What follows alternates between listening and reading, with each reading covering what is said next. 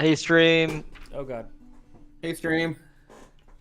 All right. So, my as I've mentioned before, the audio quality should be better. I like to thank my mom for this sucker. So this was a big upgrade. I was like, Mom, my mic's not working. She's like, what do you need? I'm like, this. And she's like, okay. I'm like, I love you. Yeah, I went in the stream. You seem to sound fine. Perfect. I just want to make sure the music isn't like too loud. No, it's not at all. Beautiful. Okay, so let me just get rid of this advertisement. There we go. So yeah, it's 7:59. Give me an additional 5 minutes to write some shit out.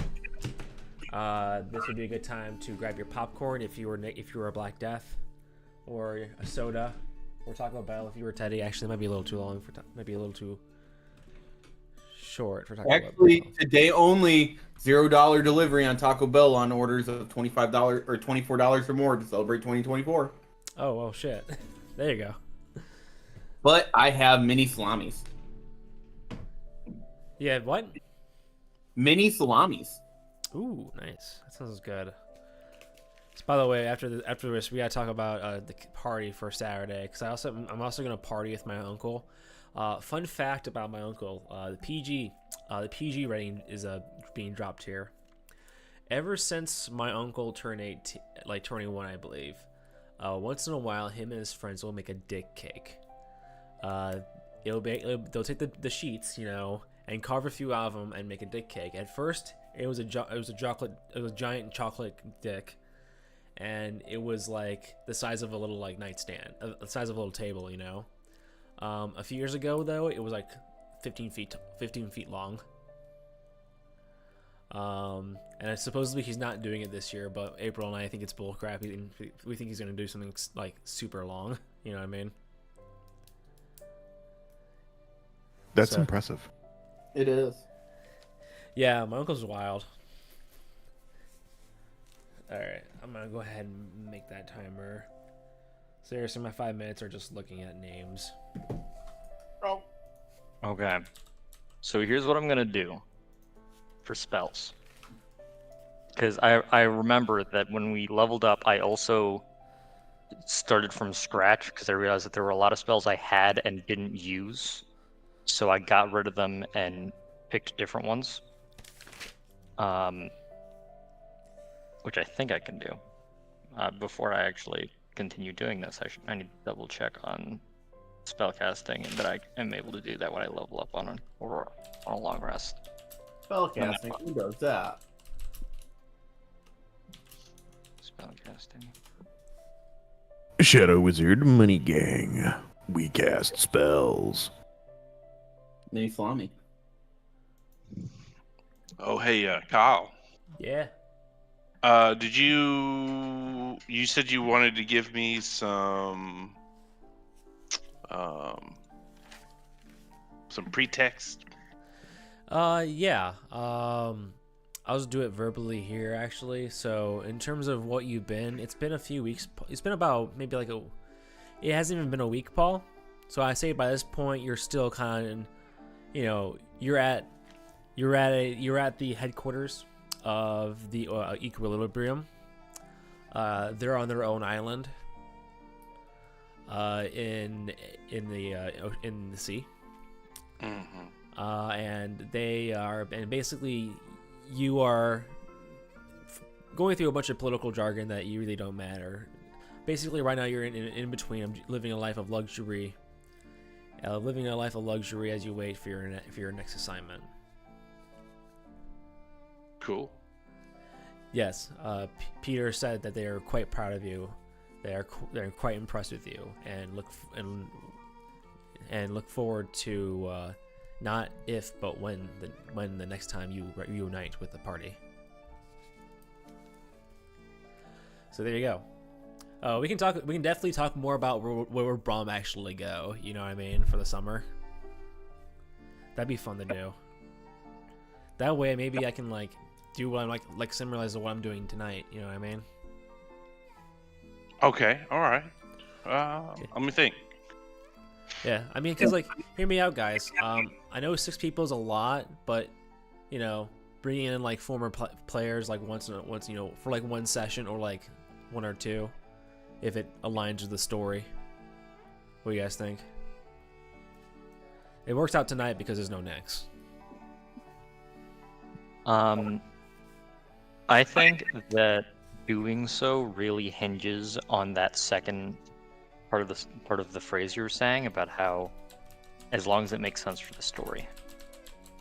Yep. Because then when they leave next week, or in however many sessions later, it still needs to make sense. Yeah.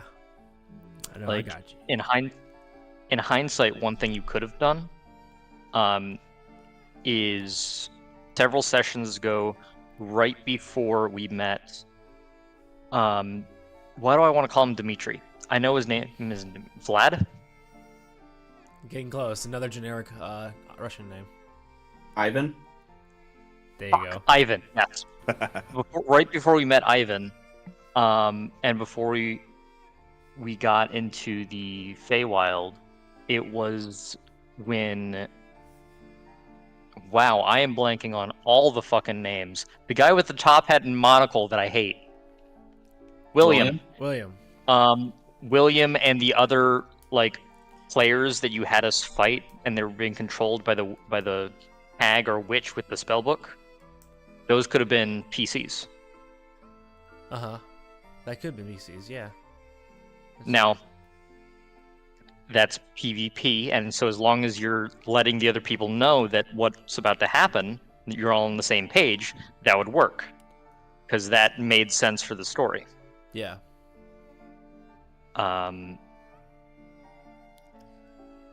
You could just do that exact same thing, or do what you did with the family that we just killed of trolls, but reflavor it for PCs and make it bigger.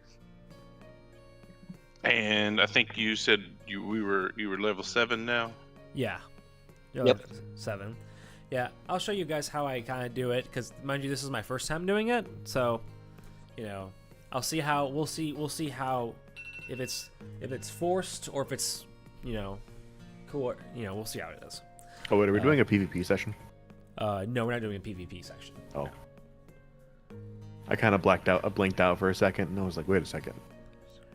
No, what we were talking about, how there was an opportunity to, if you wanted to bring in more players, you can just bring them in and have them play what would have been the monsters, and to make it some big fight, like if Captain America: Civil War, the big fight of 2 different halves of the Avengers. Yeah. So that you're basically describing a roundabout PvP session. Yes, but it would also make sense for the reason why the other PCs would be joining and then having to leave. Mm-hmm. Granted, there's plenty of other reasons, but that's the one that comes to mind. Partly because, you know, I'm rewatching the entire Marvel thing, so that's what's just on my mind.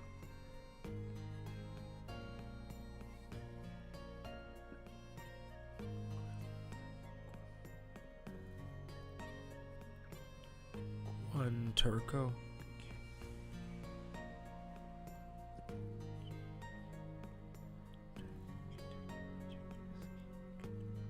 Okay, that works.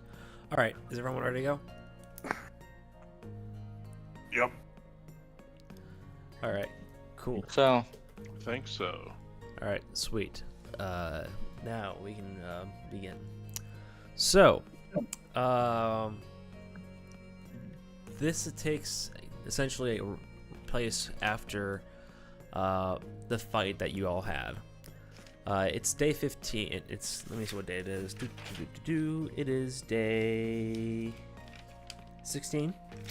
It's the ending of it.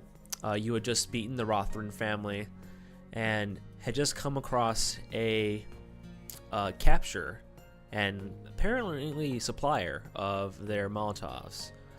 A Helmish man. Helmish, a ethnicity Ivan you know as being under the Aneshans. Came out from the cave, and he's a vodka maker. His name is Leary Ina. He speaks. So, I'm free. I'm free. He looks at you all and goes, unless you're here to rob me. In which case, please, let us have a drink first.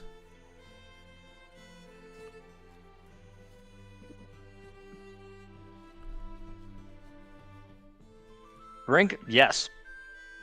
Let's go for it. Good. Mind you, he's already taken several shots in.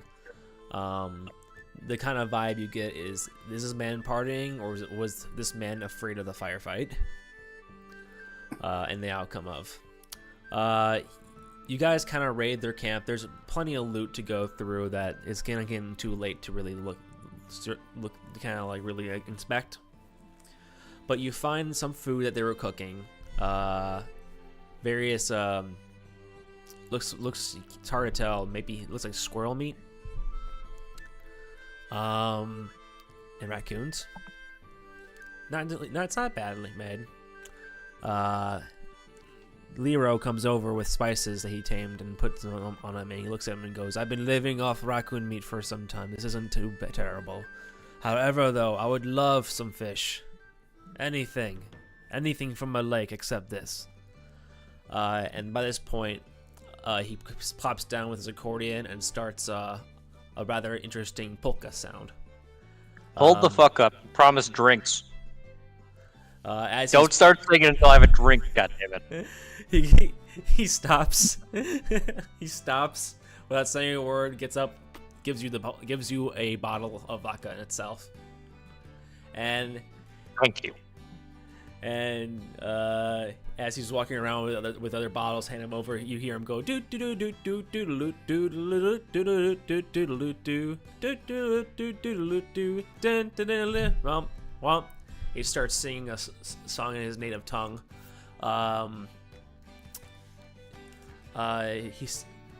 Ivan, you've heard some of the words, phrases before, but he's mentioned about grab your partner, and it's Humsiki Polka is apparently what he's singing. But again, I don't know. From where you're from, though. This is like the other side of the National Empire. I don't think any of you else guys would know about this guy. Sorry, I'm tired. Anyway, so I'm tired. I'm dead. Hi, Dad. Anyway, you guys have a full belly. You guys have the music, and eventually you go to bed, and you see before going into bed, you see Lero pull out a ornament, a wooden reindeer, and places it by the fire.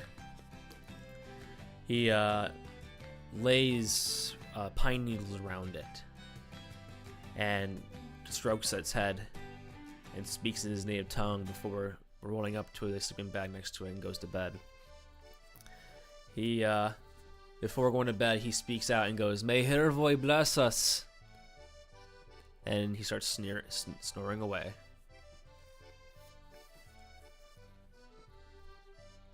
Do you all go to bed?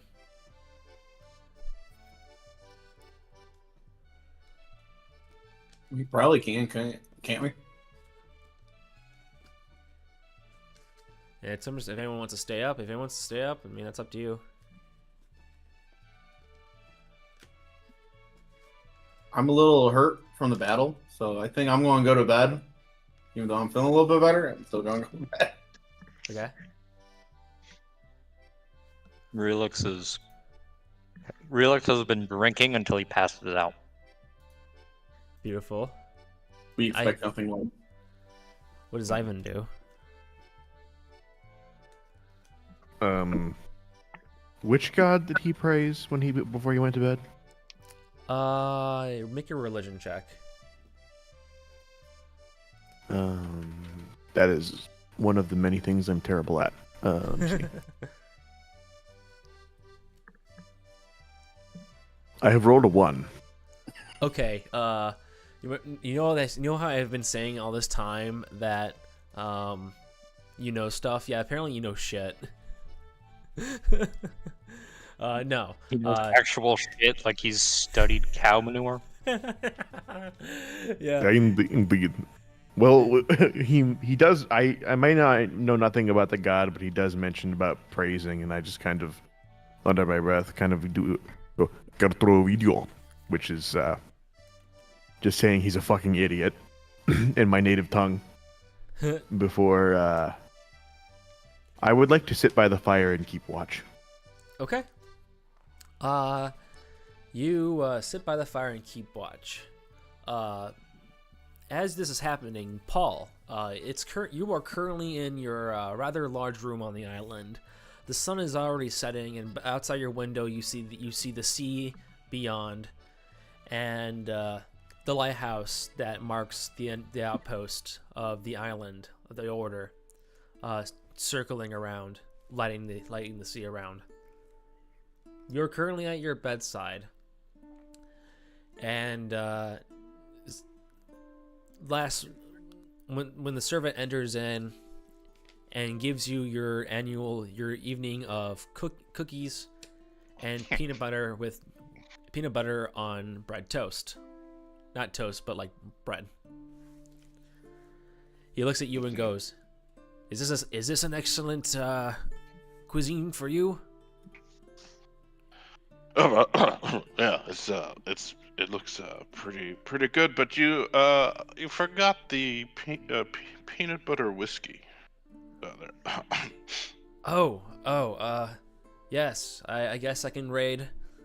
I'm sure Minister Carl won't mind. Well, he's the one that got me acquired to the taste of peanut butter whiskey in the first place. So I never knew it was a thing until he. You know what? I'll be right back. And after some time goes by, and you're about halfway through your food when you see him approach with a half bottle. About half of it's already drinking, but plenty of our whiskey to drink. Well, yes. Now I shall sleep soundly. Okay. All right.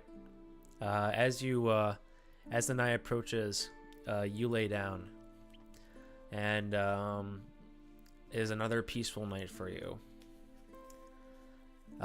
For everyone, it's a few hours goes by. It's quite quiet. This is when, Ivan, you notice someone walking down the trail. It's a man wearing a suit. He's also wearing you notice it. Hold on 1 second. He approaches the camp, walking as if he were in any sort of formal occasion. Oh god, it's been so long. And he approaches and sits down, and you see with his monocle eye, glowing with radiant colors of obsidian black, he holds his hand out to you and goes, "Hi, I'm William."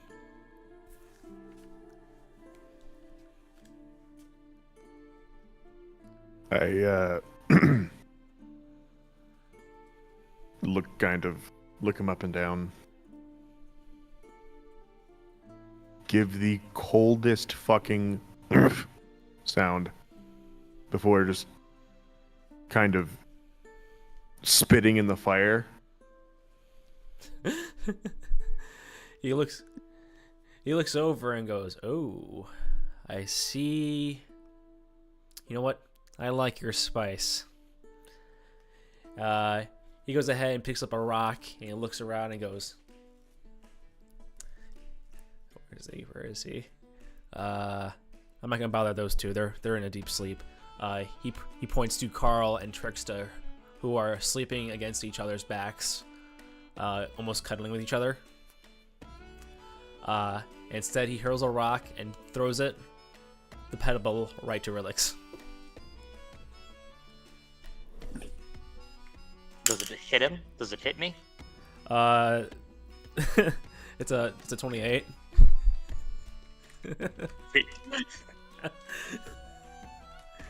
Here, How much I'll roll. damage do I take? You take three bludgeoning damage. 3 bludgeoning. Yeah.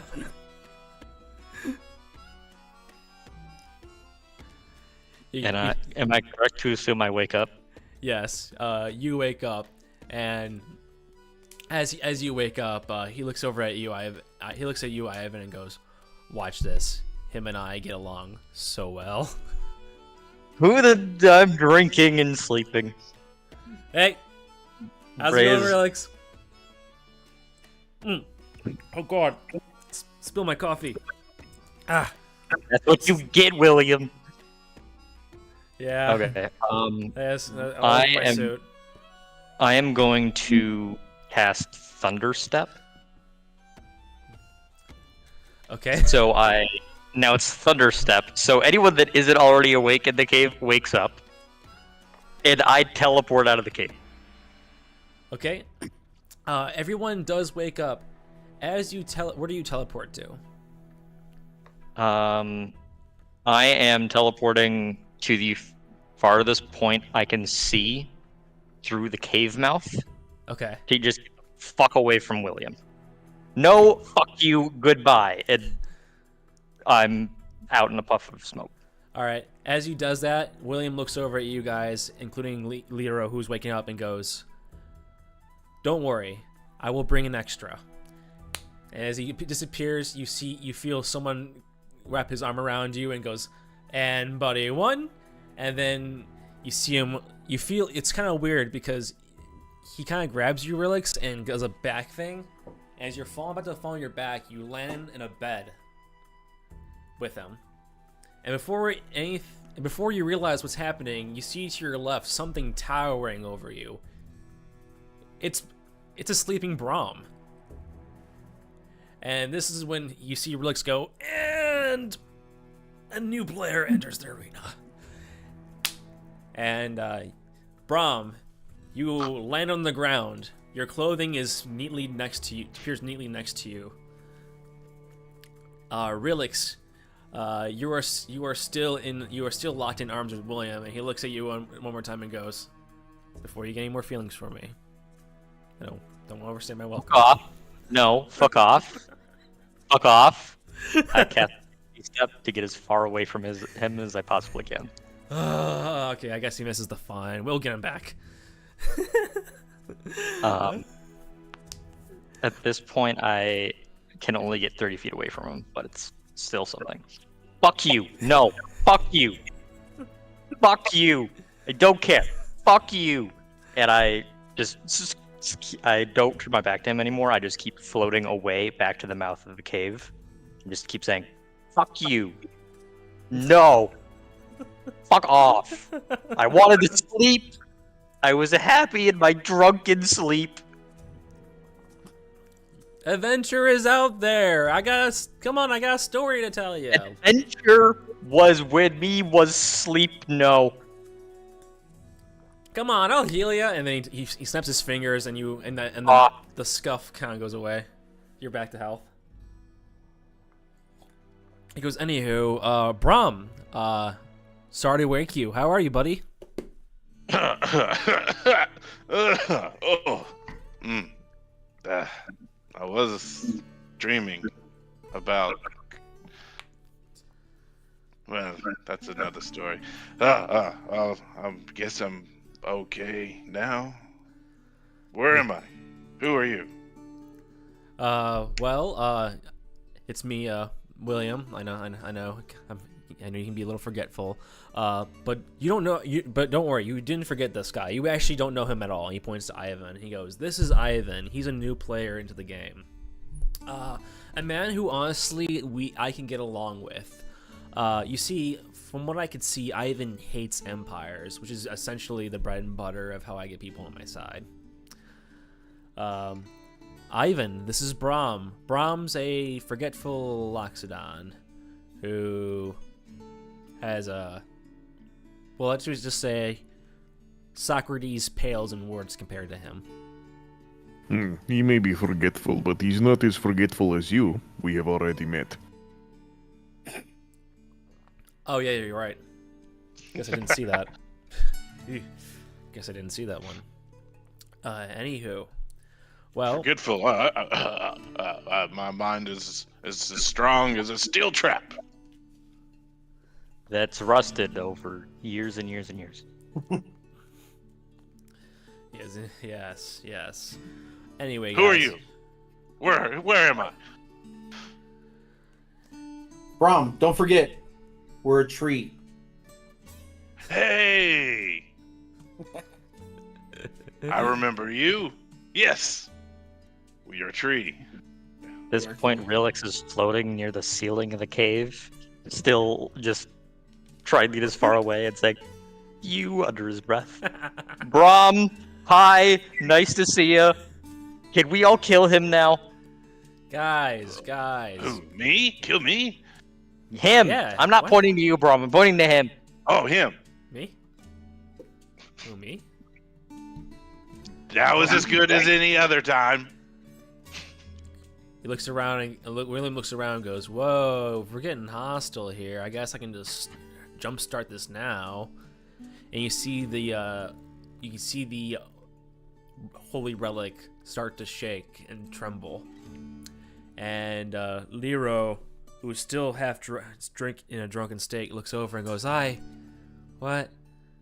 It's never done that. No, don't mess with my thing."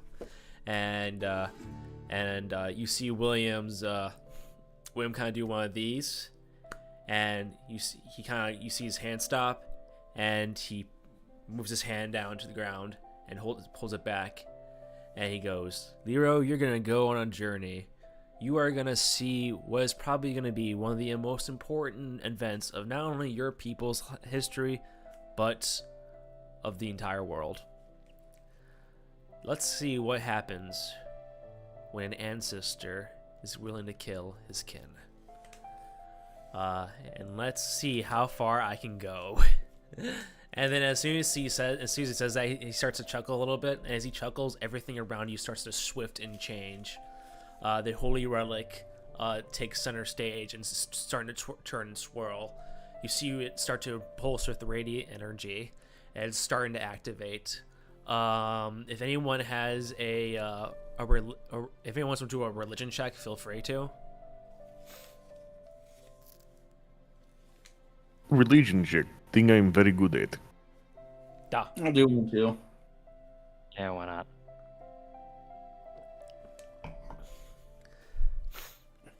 Got a 15. I got a 10. Okay. I also have a 15, and I have a question. What's your question? Is the relic casting a spell? Or can I make a check to see if it's casting a spell? Yes. Yes, you can check. That'd be Arcana. Oh, yeah. That's a 13. Okay. With the religion check, you guys, with the 10, you still you're not sure exactly.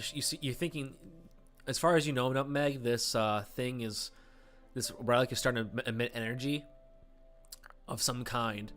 For those who got a 15, you realize that remembering what Peter said long ago, one of the few things you know about William is that he can activate holy items and release their potential until he is intervened by the superior deity, by the equal deity.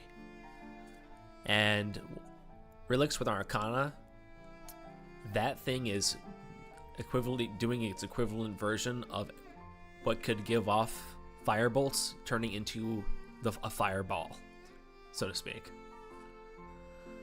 So it's not casting a spell. It is casting a spell.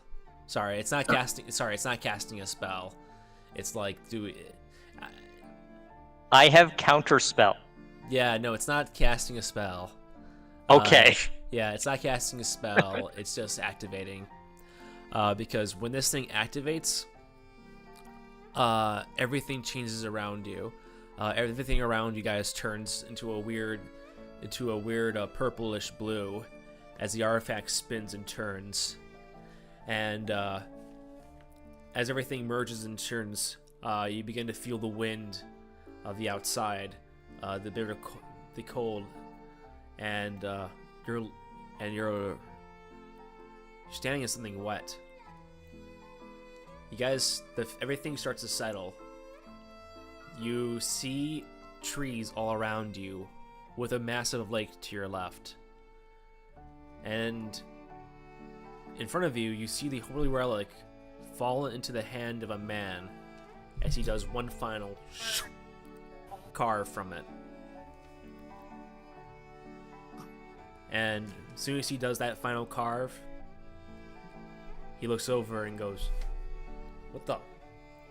And William, still being there, turns around and goes, "Let's see how far we go with this experiment, shall we? Peace." And he disappears. And you see this man with this man. He's wearing fur. He's wearing fur clothing. He seems to be trapper almost, but he's older. You see he has a necklace around him. You see he has antler horns attached to his clothing, and he looks over with the relic in hand and goes, "Who are you all?" Hey, Megan, who are you?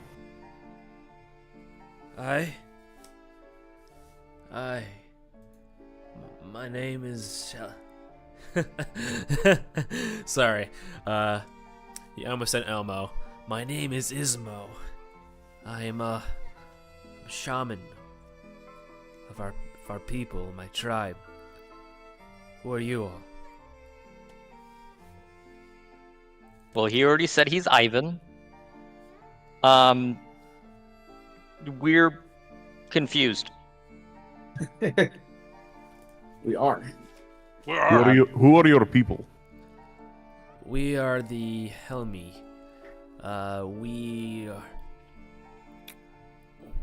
We are made up of many tribes. Mine in particular is called the Kuto. But for me, I am a shaman of our faith. It's getting kind of late. I think maybe we should proceed to the village. I just came out here to admire the footstep of Hirvoy. You hear a boy? Where? No, Hirvoy. He points to he caresses one of the reindeer antlers that goes down his back and goes, "Hirvoy is one of our strongest gods. He is of a reindeer, high as a mountain. As you can see, the lakes that cover our lands are of his footsteps. For without How them, great is this god? How great?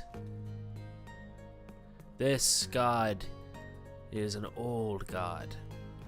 Our people have been here for thousands of years, going back as far as we can remember. We've remained quite independent, quite free.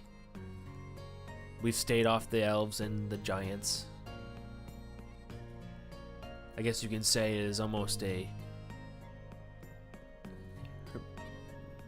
not a bad time for us." Reyes floats down and says, "Hi, I'm Ray." I said Reyes, didn't Yeah, I? you said right.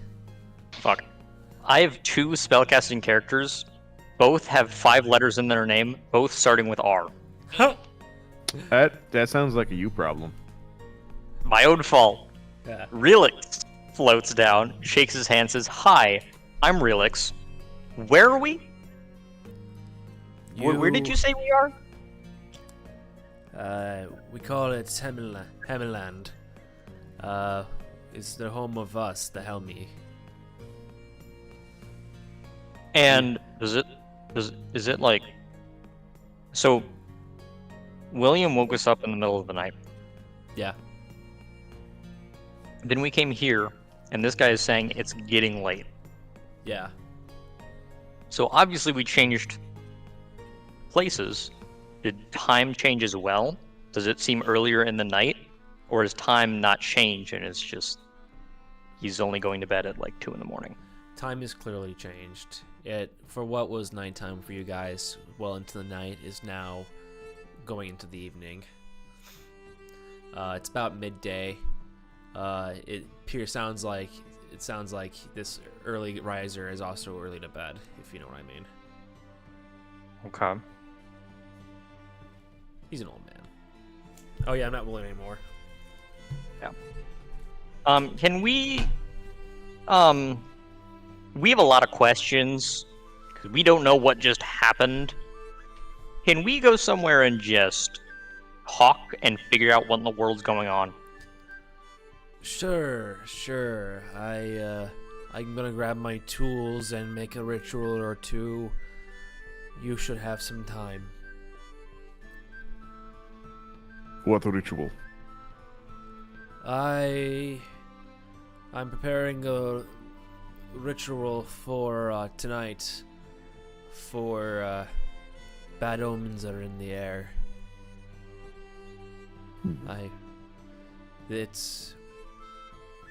He points to the sky, and you notice the sky is quite cloudy. He points and he goes, "With the blessing of Hervoy, he can protect us and our ancestors from what is to come, but no good signs are ahead of us. I fear for the future, and omens tell me so as well."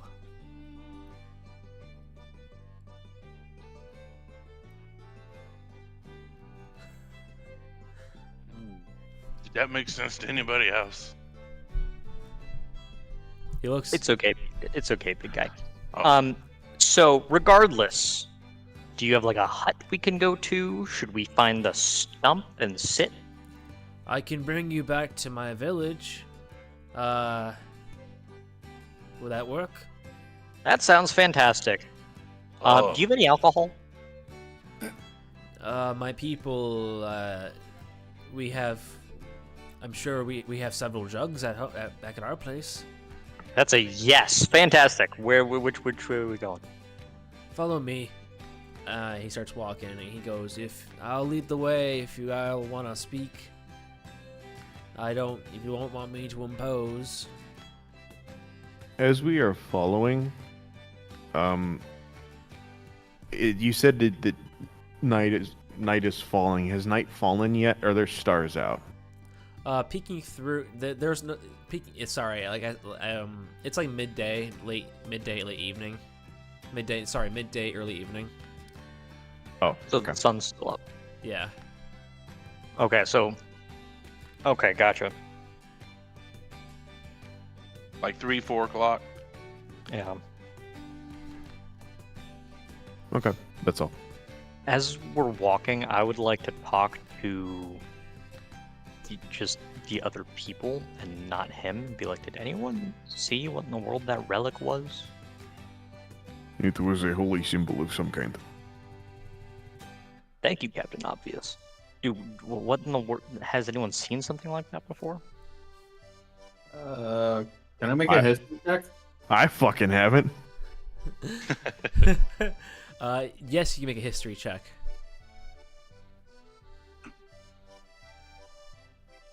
So I think I've seen something close to it with a 17. And what are you talking about? What history check are you doing? The holy item? Yeah, if I've seen anything like a holy item in the past. Yeah. You've sown when Peter was talking to you guys about the one lead of William being able to use artifacts. He pulled a picture of he showed you a few examples, stuff that I didn't talk about back then, but I will tell you now. Since you rolled so high, you can remember extra details that I didn't add.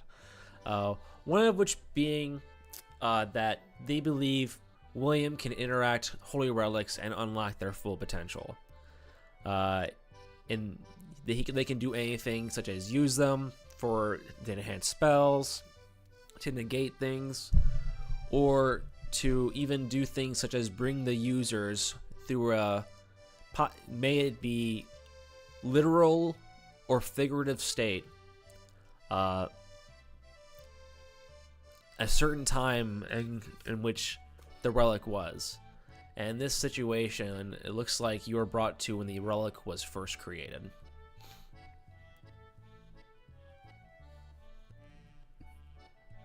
It feels like a long time ago, but you remember it standing out because it sounds like time travel. Interesting. Very well.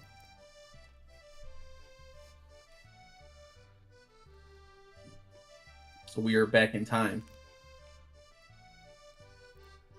Possibly. It's one of those you don't know if it you don't know for sure. But there is one thing though. And to get this one, you will have to roll a religion check.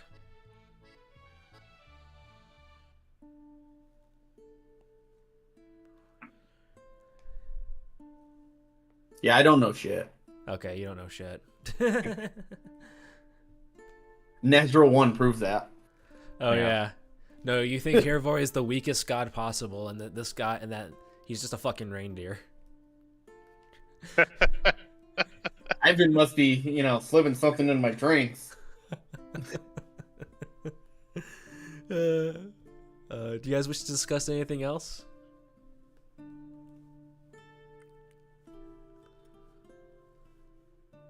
I don't think so. Okay.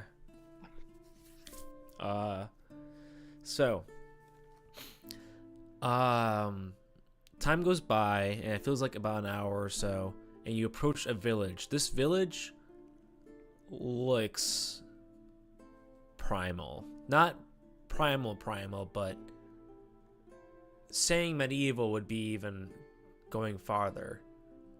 So they're not soon. apes, but they're cavemen. Sorry, let me rephrase that. Yeah, I'm using the wrong words. They seem tribal, and have furs and coats and stuff. They have. Let me look this up. Look it up. Okay. They have various wooden huts, and you don't see a lay of stone in sight. You see dotted around the village are various symbols carved on trees here and there. And as Leora walks over, he puts his hands in the tree and mutters the word "ancestors, guide me." And the tree, and the runes in the tree grows a little bit. In the far distance, you can see, leading to the lakes, a circle of them. And you see several priests in the circle preparing a ritual. Ismo brings you to his hut and goes, "As you can see, sorry, I shouldn't let me finish this description. So yeah, to answer your question, these people don't use brick buildings. They seem really tribal. They're not caveman, but they're definitely like, do a history check. I'm imagining like How to Train Your Dragon, Village of Berg. Yeah, something like that. You said history, religion? History. History, I have a very solid 4. Oh, Yeah. This is definitely like thousand. This. If you guys are in time, you're like more than 1,000. As far as you know, a couple thousands.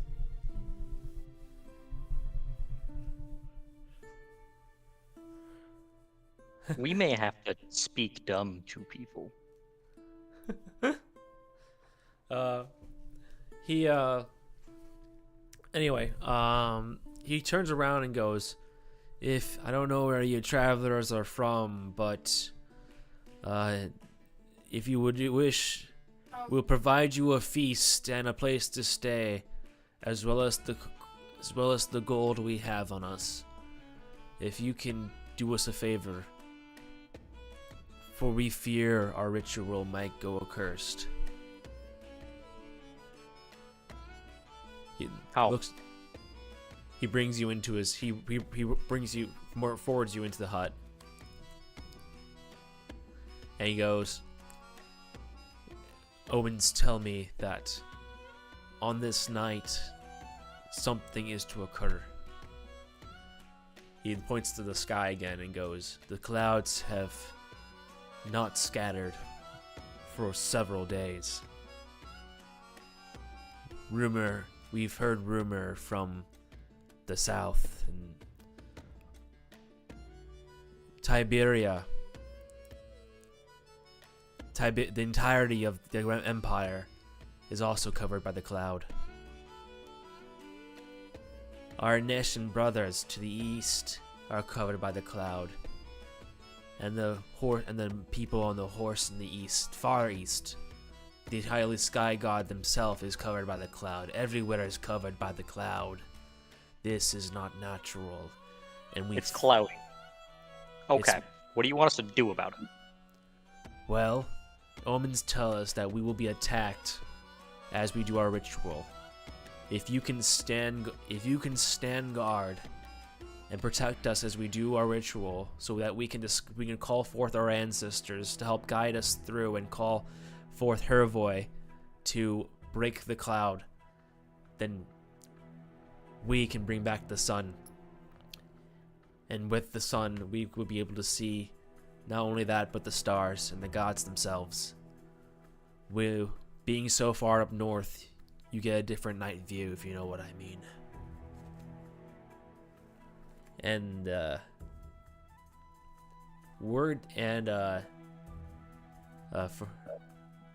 sorry, I was gonna say you guys rolled so low in history. I don't know if any of you know. I will try a history roll. All right. No. No. Relix is contemplating and doing this sort of thing, and says, "It doesn't seem too bad. It's just clouds. So, let's just do it. And can you help us? Well, you saw us appear out of seemingly nothing, right? Yes. If you're looking at answers, Hervoy himself can answer if all goes well." Fantastic. As long as we can ask those questions and get those answers, sure, we can help you." Good. Excellent. The more astute among you may notice that the more they talk about these signs and about speaking to Irovois about these things, Ivan is getting more and more stony silent, even more than usual, and just like almost glaring with murderous intent at this shaman.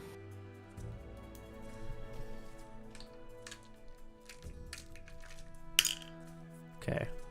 The shaman looks forward and looks up, and the shaman notices your eyes and looks at you all and goes, "If you want to know more, ask around for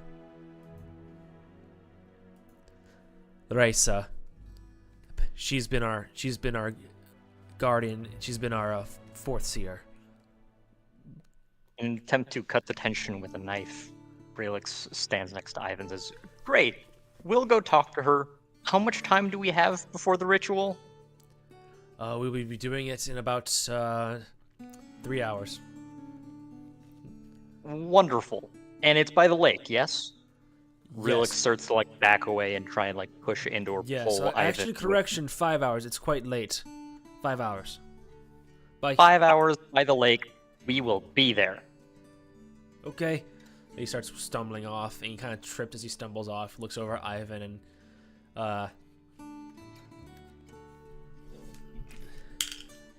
yeah, his insight tells him this man wants to fucking kill me. He runs away. Ivan, I'm all for killing people, but we don't know where we are.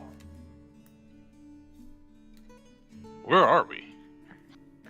Ivan takes a second, and you can see he has to like make a concerted effort to unclench his hand from around his sword.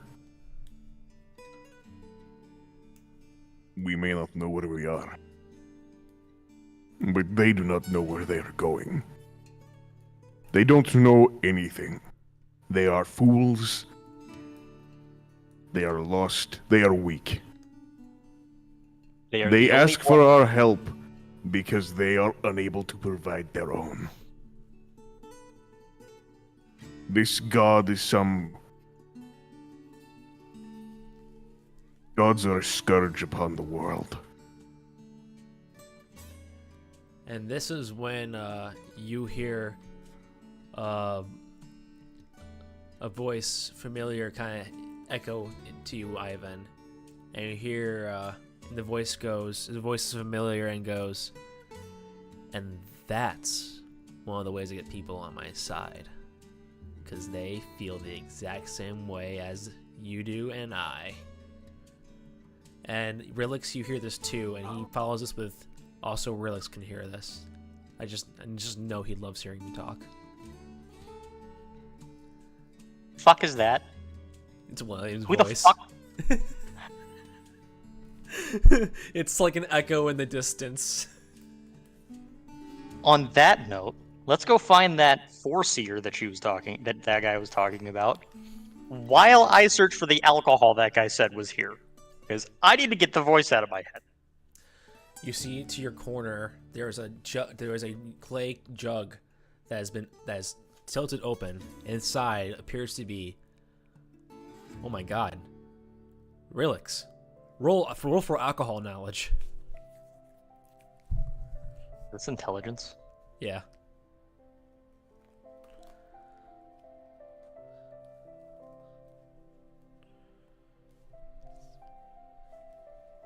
I just said intelligence, but that isn't actually a skill check. I'm just gonna fucking roll and add intelligence. 14. Alright, so with a 14, you realize that this wine is not from here. This wine, you've heard, seems to be wrapped and preserved in a way that can only be done so by the Tiberians. You notice with their leaves that they use to cover the alcohol. This is literally aged wine that's possibly maybe hundreds of years old. But in terms of your wine knowledge, this is especially what the fuck, because not only you're in history, not only are you so far into history, you're far into history and time that you see something from the Tiberian Empire. Guys, good wine. Is that supposed to be here? Fuck it, I'm drinking it. All right, you take it. You take the exotic jug that is from this far off land and take it with you. After asking around for Raisa, you find out that she is a foreseer on the other side of the lake.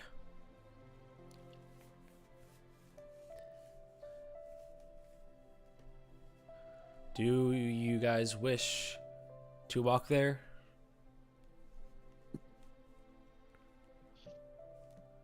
Yeah, Guess so. What are we planning to do then? Are we planning to help the shaman of the Cooter tribe? Well, the coin. Sorry, are you asking me or are you asking the guys? Sorry. Oh, I'm asking just my team. In Okay, character.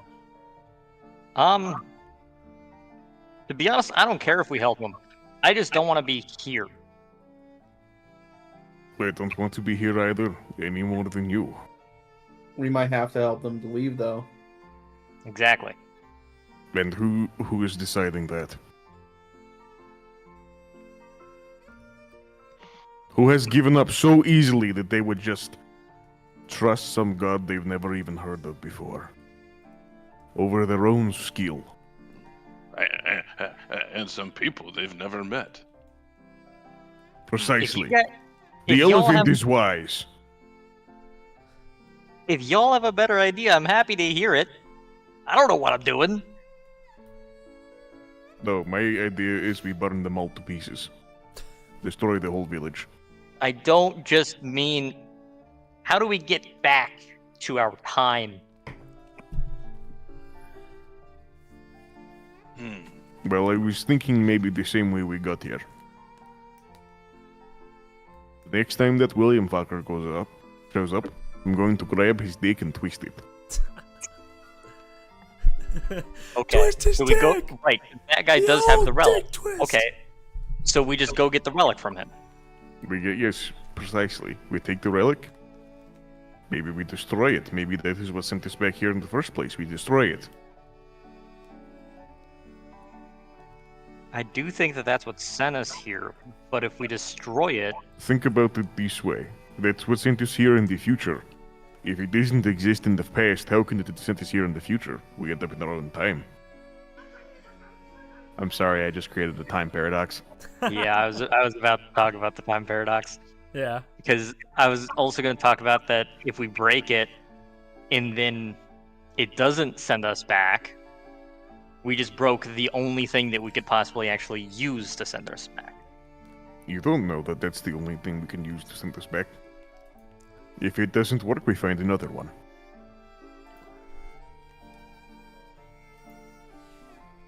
Well, you know what? Let's get our hands on it and find out what it can do before we just break it.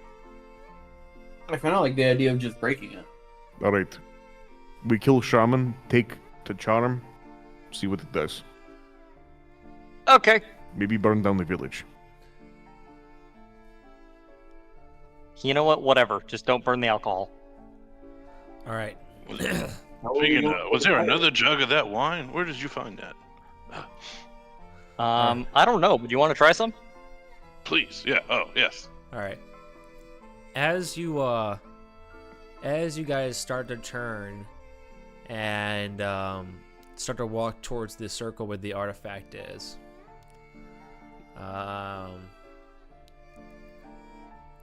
time. How far have you guys walked? You guys have left the village. We have not left the village. Okay. You We're go to the looking for cen- that chump. You see the center of the circle, and in the center is the several artifacts, including the shaman who's preparing the ritual, as well as a couple other shamans. Is that same artifact laying there, or does someone, or does he still have it? Presumably. It's in a pile of artifacts. And how far away are we? You're probably like 20 so feet the right way. It's a large circle. Actually, no, probably like 30, 40. It's a large circle.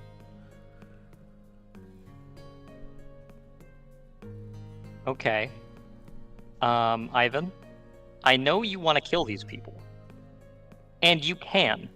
I'm just gonna do something before you do that.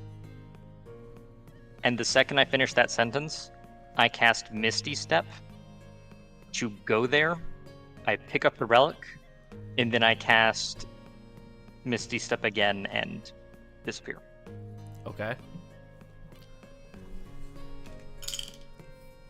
They don't see you. Oh, okay. They seem pretty occupied with the spell, which something odd. It got really dark all of a sudden. I don't know why it's getting dark, but I have the relic. All right. Much like much as the relic, as you do that, the glow of the sun, kind of like almost like an eclipse, goes over you. Several of the shamans notice and turn around. Wait, as in like They turn a around towards the spotlight sky. goes over me or a shadow goes over me? It feels like a shadow. It's just something's in front of the sun. But Those clouds are getting thick. yeah. Was there supposed to be an eclipse today? Relix looks up to see what in the world it is. Roll perception. Wait, who's all rolling perception? Whoever wants to look at it. Oh, I'll look up. Whoever Yeah. wants to look up. 17. 23. 17. Also, reminder, I have a passive of 21. All right, Ivan.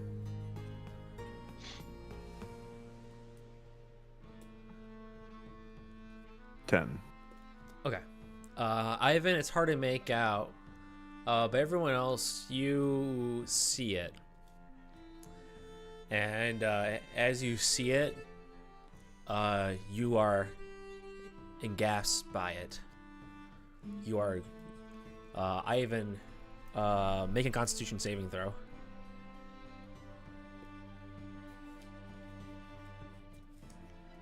Eight.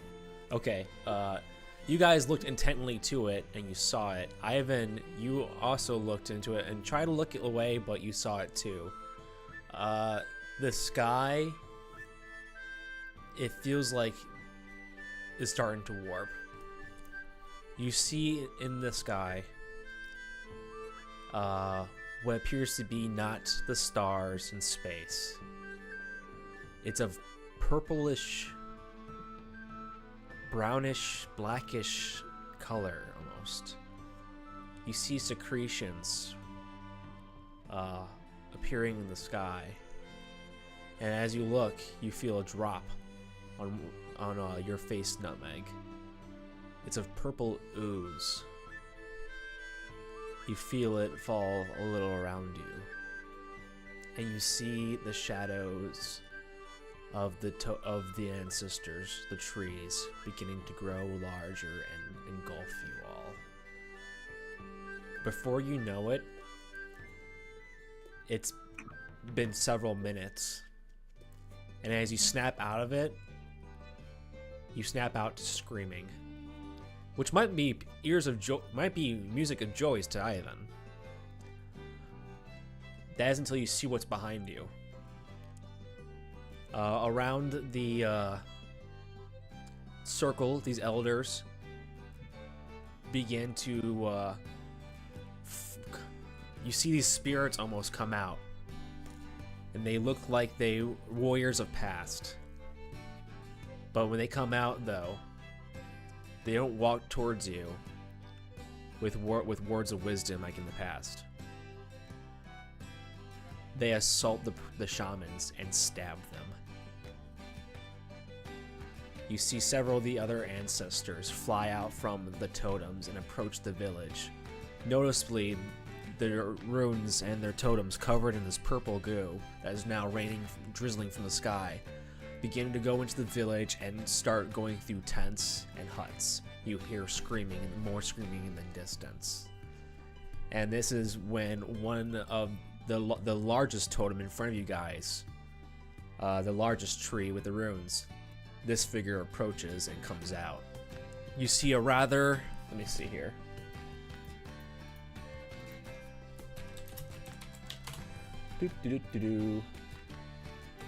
You see a figure that looks kind of like this, except it's wearing thick armor of furs and stuff. Oh, that's the wrong one. Copy image, paste. That's not how I do it. Okay. This is how we do it. This is not how we do it because it's not letting me copy and paste. All right. You know what? I'm just gonna have you guys figure out combat-wise. I don't want to give you guys some hints. You see this godlike figure approach you all. He looks like of a chieftain with furs and an axe and a maul, and looking down before you, he screams, "The ancestors are not pleased, and he that is the end has called forth us to enforce so." And he holds the maul in the air and looks in the air and screams, "Conscra! The helm be aligned with you!" And this is when combat begins. And when combat begins, the sky begins to break. Roll initiatives. Last time I seen clouds like this, marshmallow confetti rained from the sky. I was tempted to taste the purple goo. Uh-huh. It landed on my face, but so I rolled a straight d20 to see if I would, and I didn't. That would have been interesting. I will take the 7. All right, let me go ahead and pull up the D&D Beyond. Not D&D Beyond. Roll20. Roll 20. Yeah, that. Oh, that reminds me. We were actually looking at D&D Beyond the other day because they have a Roll20 system on there. Oh, please show me this at some point. I would like to see this. All We were right. going to play around with it, but the DM, because you are the DM of my campaign technically, Yeah. I can't initialize it, so I would have to create another one with everyone to do it.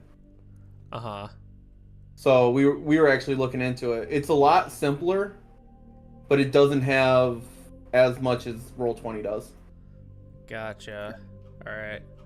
I am just gonna go ahead and make this map really quick.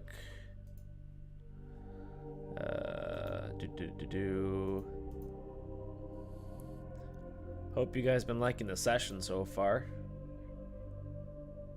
Doing pretty good. Yes. This is interesting. Have we had a long rest by chance? Yes. Okay. Oh, that changes things. Oh God, that changes things. I kind of figured because you're supposed to long rest when you level up, but I don't recall taking an actual long rest. We were interrupted technically during our long rest. We were. But then again, you could also say we went back who knows how long into the past. Okay, I got a paradox question for you guys then, because we went back in time. Okay. So there is a legitimate theory that the dinosaurs were killed because of a time traveler. Okay? Because viruses and sicknesses and things like that get stronger throughout the years. So with us going back in time, could we, in theory, create a superbug that would wipe everyone out? Yes. Just because one of us has the sniffles? Yep. Okay. Okay. Let's see Well, here. It's tricky because in theory, yes, but the vaccines we have now, in theory, were made by taking the gene sequence, or I'm not a doctor. This is how I think it works. Right? Because you take the cold, and that's what a flu shot is, right? You're putting it in your body, that way your body already recognizes it, has the defense ready, so that the next time you get the cold, your body's like, oh no, we've dealt with this, bye-bye. Oh, okay. So if traveling back in time and introducing a different version of that, does that just mean that in the past when they make the flu shot, instead of using the flu they had then, they make it for the flu we introduce? No, because the way that the way that it works is basically viruses mutate over time. Right. Um,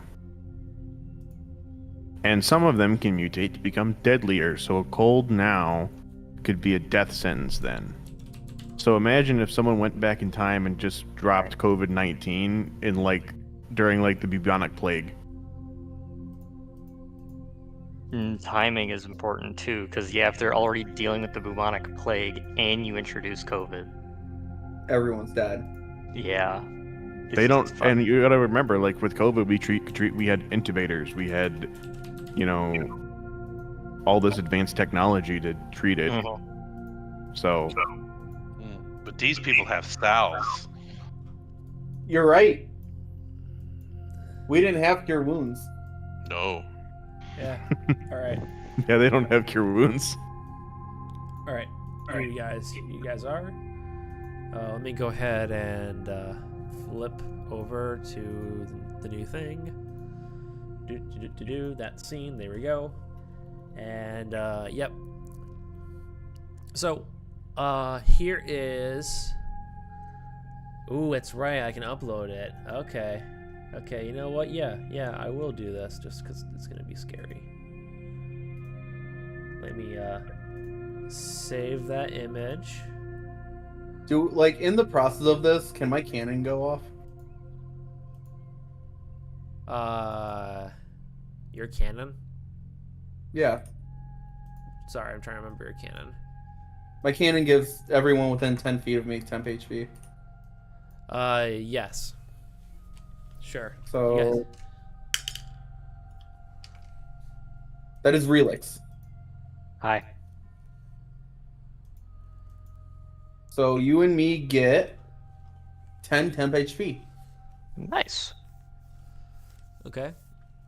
I will say this: as this happens, though, that will go off.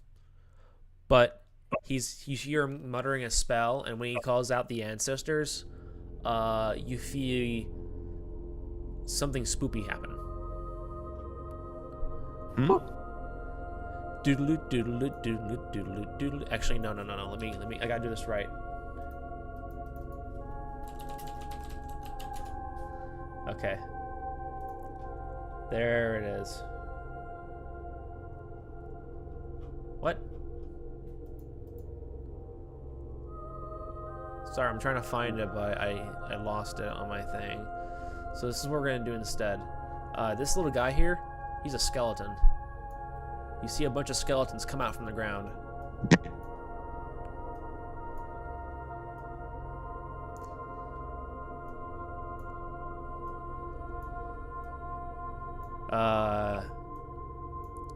You see many more skeletons in the distance.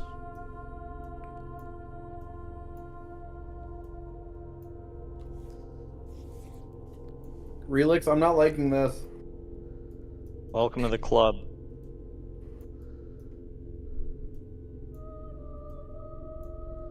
Alright. So, the skeletons appearing to be ye old skeletons are ready to attack. But first things first, initiative order. Who rolled 20 and 25? Dirty 20. Okay. 15 and 20. 17.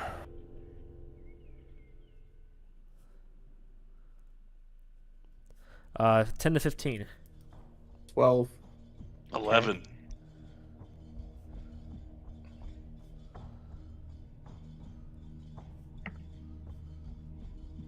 Okay. And was that everyone? I believe so. That is everyone. Okay, cool. So, first things first is Relix's turn. Relix, you see the world is seemingly ending. What is the first step you do?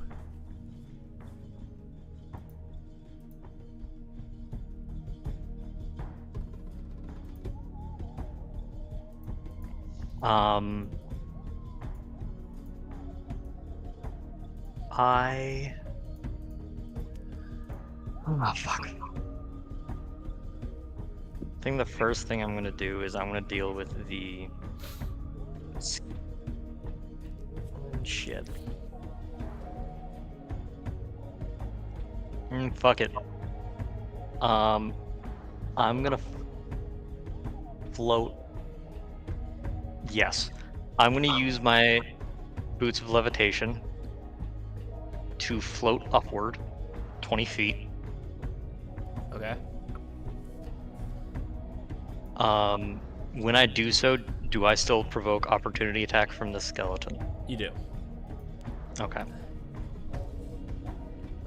I'm gonna roll. Yep. 16. Barely hits. All right. 6 piercing damage.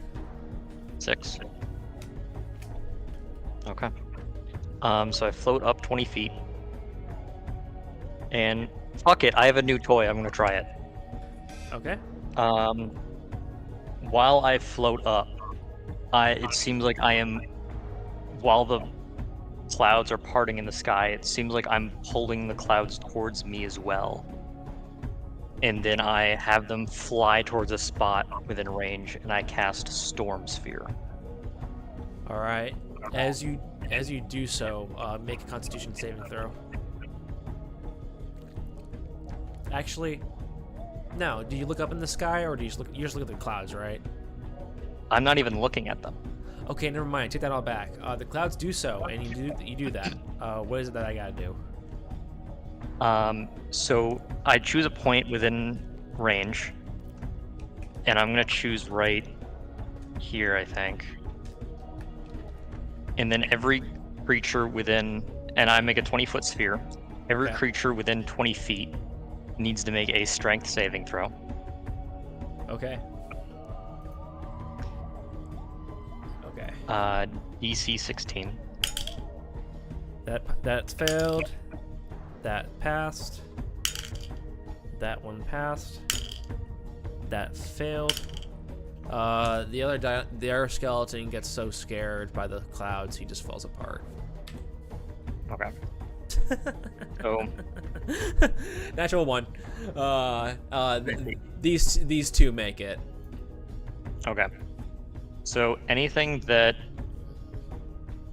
where the fuck did I just? Okay.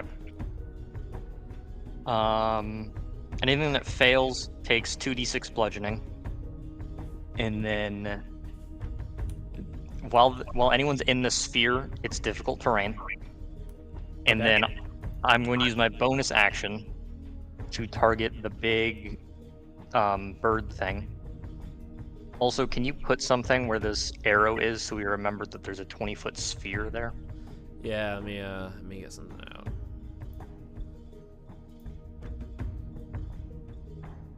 That.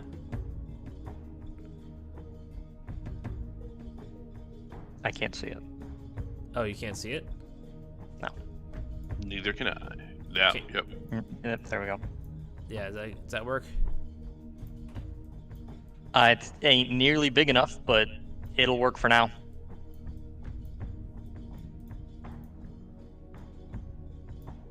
All right. Sure. Yeah. And then I'm going to target the big bird thing.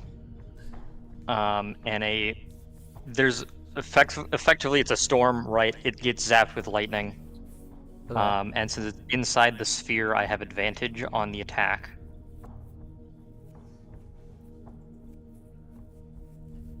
So I'm pretty sure that hits, but just to be safe. Yeah, 24 to hit. That hits. So they take 4d6 lightning.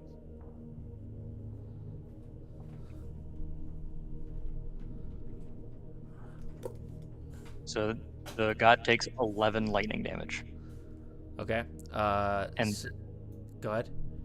and that's everything. All right. So I think this dies. This thing would, I think, succeeded, but would still probably die. Well, the only one that I'm targeting with the lightning is the god. Oh, okay, yeah. All right. And how much damage you did? 11. Okay. You shoot lightning at him, and the figure absorbs it. Still, it looks at you with its eyes of white. After your turn, it is Ethan's turn.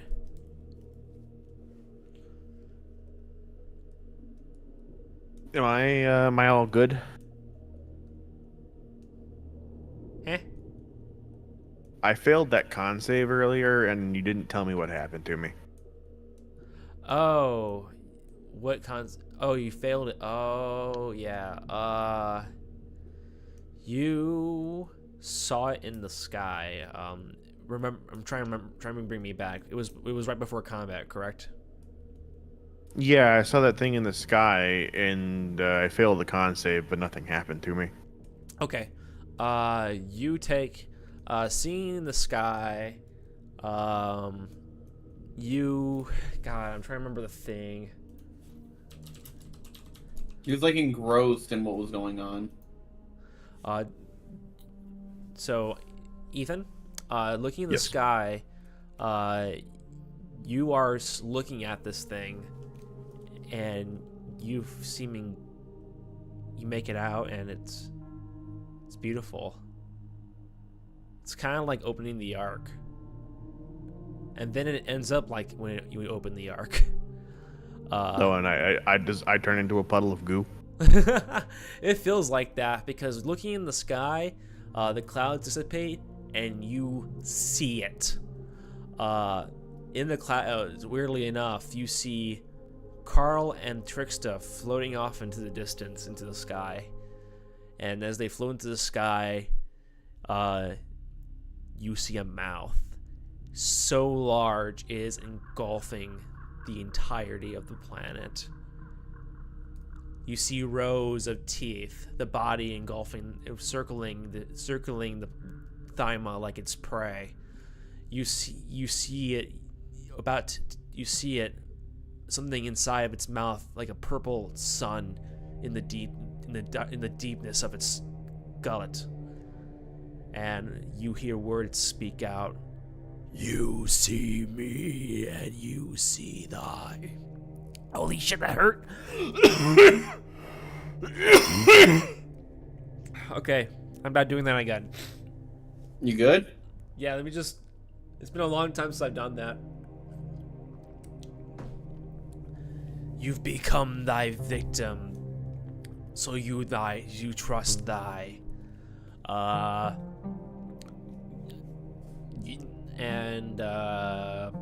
Where's the dice? There's the dice. You take 20 psychic damage. Yes. The psychotic damage, my favorite kind. Yeah, and you can attempt this check again on your turn to look away. Because right now you're still looking at it. Okay. So is it now my turn? Yeah, it's not your turn. So go ahead and make the check. It's a con save, right? Yep. Hey, 24. Yeah, you make it. Is that the end of my turn, or can I do other stuff? That would be. It's an action. I'd say it's an action to look away. So if you have a bonus action, you can do that. Okay, yeah, I will. No. Wait, I have a new thing. Okay. Is this an action? It is. Alright. I'm going to use my bonus action to activate my shield. Okay. And that I am considered concentrating.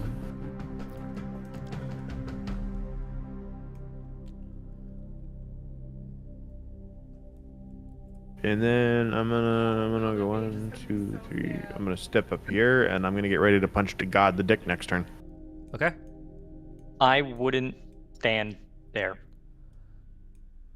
Anyone that Oh, ends their wait. turn in the sphere has to make a strength save or take a lot of bludgeoning damage. I see. Oh, is the red sphere the actual sphere? Yes, the red sphere is the actual size Ah. and placement of the sphere. All right, I'm gonna stand right there. Gotcha. All right.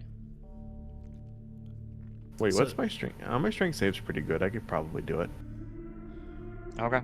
but it's fine. Okay. I'll stay there. Relix, how far are you in the sky? I am 20 feet in the air. All right. He is gonna fly towards you in the air. Okay. You need to be aware that that the sphere is difficult terrain. He's flying. Flying can be difficult terrain. That's Oh, fine. yeah. It's a radius. It's a sphere, not a circle. He Ah. basically put a storm in a bubble. Oh yeah, my Yep. flight's 90 feet. I still make it. Okay. Now I have a question. Yes. If he's flying in a storm and it's difficult terrain, is he still able to? I mean, he's Yeah, Well, yeah, then- he would just have half movement, so he was like 20 feet in there, so we would spend 40 feet to get out, Okay. and then Yeah. he'd have 50 more feet. yeah. So, yeah. Oh wait, by the way, This is just- wait, Relix. Just quick question. That was bludgeoning damage earlier, right? Yes. Okay, he's resistant to that. Okay. But is he resistant to magical? You'll find out. And reminder, it was part bludgeoning and there was part lightning. Okay. It wasn't bludgeoning. Well, Gotcha, the gotcha. reason I asked is the spell magical bludgeoning or not? That's why I asked. Yeah. Is it if it's magical? Was it magical? So it doesn't say. It just says each creature in the sphere must, when it appears or that ends its turn there, must succeed on a strength saving throw or take 2d6 bludgeoning damage. I believe that, yeah, any spell that does bludgeoning, piercing, or slashing damage is inherently magical. That's fair. Yeah. In that case, you're solid. Yeah. No, that makes sense. All right. And now, I'm gonna pose one question before we continue. Did Ivan or Nutmeg get an opportunity attack when he went by? He was in the air. Well, see, I don't know. Was he in the air? Did he walk out and then fly up, or was he in the air? Cause see He how flew out. how he flies out also determines how much kind of. Because if he just flies straight up and then out, he's fine. But if he flies in a straight line, he might be in Yeah, in I range. was of just, an just opportunity. curious. Yeah. He might no, be in dick punching range. Yes. He flies up and above you guys. Okay. And Ridlix is gonna do some attacks against you. So let's see here. So angelic weapon, and then hits with any weapon. Ooh, okay. I like that. I don't. First attack is 24 to hit. Yeah, that hits. All right. Now this one's gonna be the initial bludgeoning damage is gonna be 1d6. You take 5 bludgeoning damage. Now you take 4d8 radiant damage. D8. 4d8. Correct. Huh. What did he roll to hit, by the way? 24 to hit. Okay. Wow, that's 2 1s and a 2. Fuck you. Great. Great. 6, 8, 9, 9 plus 4, 13 bludgeoning damage. Then he's gonna Bludgeoning go- or radiant? Sorry, radiant damage. Okay. Correction. Then he's gonna go for another attack against you. Right. Ow. Does an 18 hit? Yes. Okay. Let's see if I roll not 1s and 2s. That's another 1, so 5 bludgeoning damage. Jesus Christ. Let's try this out for size. The radiant damage. The radiant damage is that's a 7, so 7, 21, 25. You take 25 additional radiant damage. Ah. You just okay. So Relix falls out of the sky. Pew, pew. As he smacks you with his angelic weapon, you are sent to the ground. Which means I also drop concentration. Yeah. Is this guy affected because he's in it? If he was in the sphere when it was formed, anyone in the sphere when it was formed had to make the strength save or take bludgeoning damage. Gotcha. So he was in it, and so is this one. Okay. Or was that? All right. Well, on their turns, let me see. Let me roll for them because they're also going to go. Okay, they failed. They die. They're shitty skeletons. There's not much to them. Okay. This guy's gonna go here. That was this one as well, right? Yeah. Okay.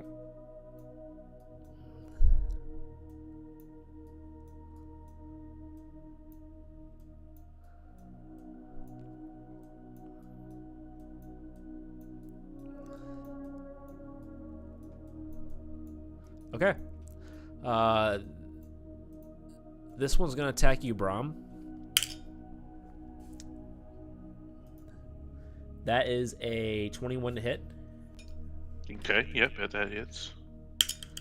You take 8 piercing damage. Okay, well, what kind of damage are they dealing out? They're just using swords and a short bow. Okay. Yeah. This one's gonna go for attack on Relix. Sorry, Relix is down. On Brahm, and he misses. This one's gonna go ahead and attack Nutmeg and miss. This one's gonna attack Nutmeg and hit. You take 4 bludgeoning damage. And this What was that to hit?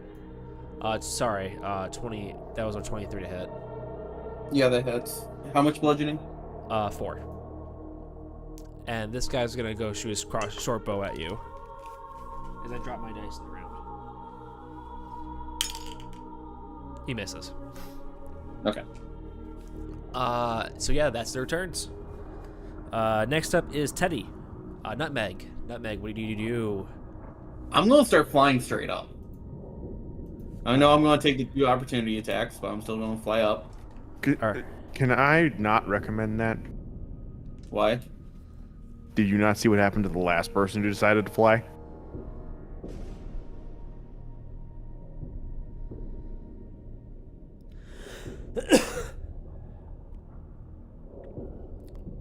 Do you? Bear. The sky is not safe. Well, then let me do this. I'll still take the opportunity attacks. Actually, let me do this. So, boom. Boom. Because I kind of want to get away from those 2. So I'll run over there. Still take the opportunity attacks. Okay. That one's a hit. That was 25 and 23 to hit. Yeah, they both hit. You take 10 piercing damage. Okay. Is this god wearing anything on him? Is he holding that staff either? Say again? Like, is he wearing any jewelry, or is he actually holding that staff? Yeah, he's actually holding that staff like Maw. Okay. Then I would like to cast at the 3rd level heat metal. Okay. I want to make sure, is it right now?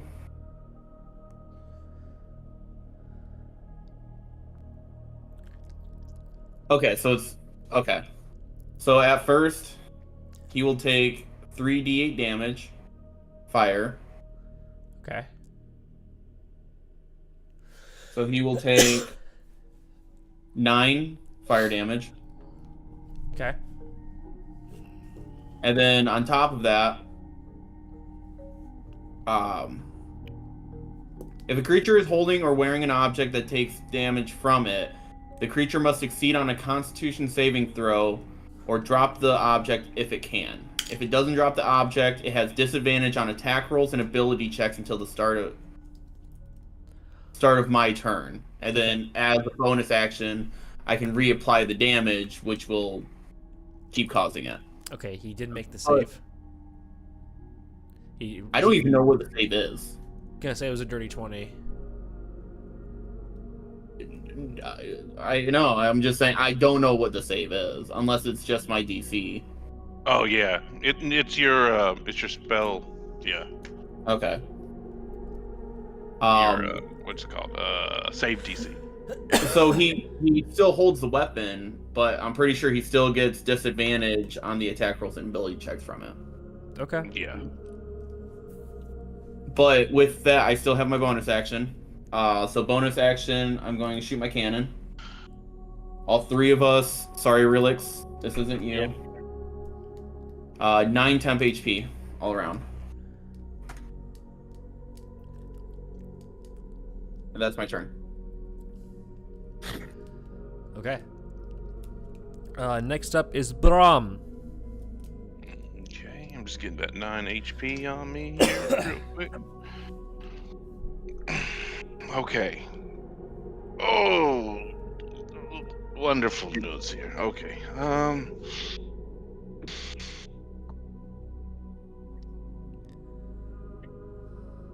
right. First here, I'm gonna use my bonus action. We're just gonna go ahead and activate my Giant's Might. And then I will make a smack at the skeleton to my right here. Okay. And that is a 14 plus 9, 23. That hits. All right.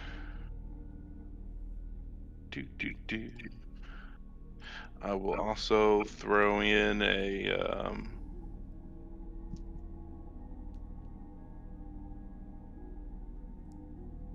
what's that called?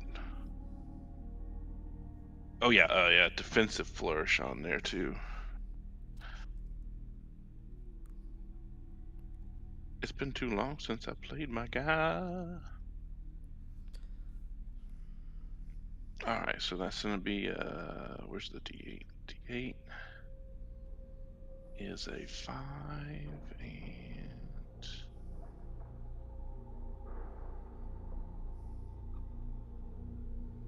I think my Bardic Inspiration's a 6 right now. Yep. Oh, that's cocked. And 6. So that's 6 and 5 is 11 plus 8 is that's a 19 magical slashing. Okay. To the skeleton? Yes. And I used a defensive flourish, so my Bardic Inspiration die is added to my armor class right now. Okay. You destroy the skeleton. Okay. And that's my turn. All right, Relix. Oh, I forgot to even add the Giant's Might. Oh.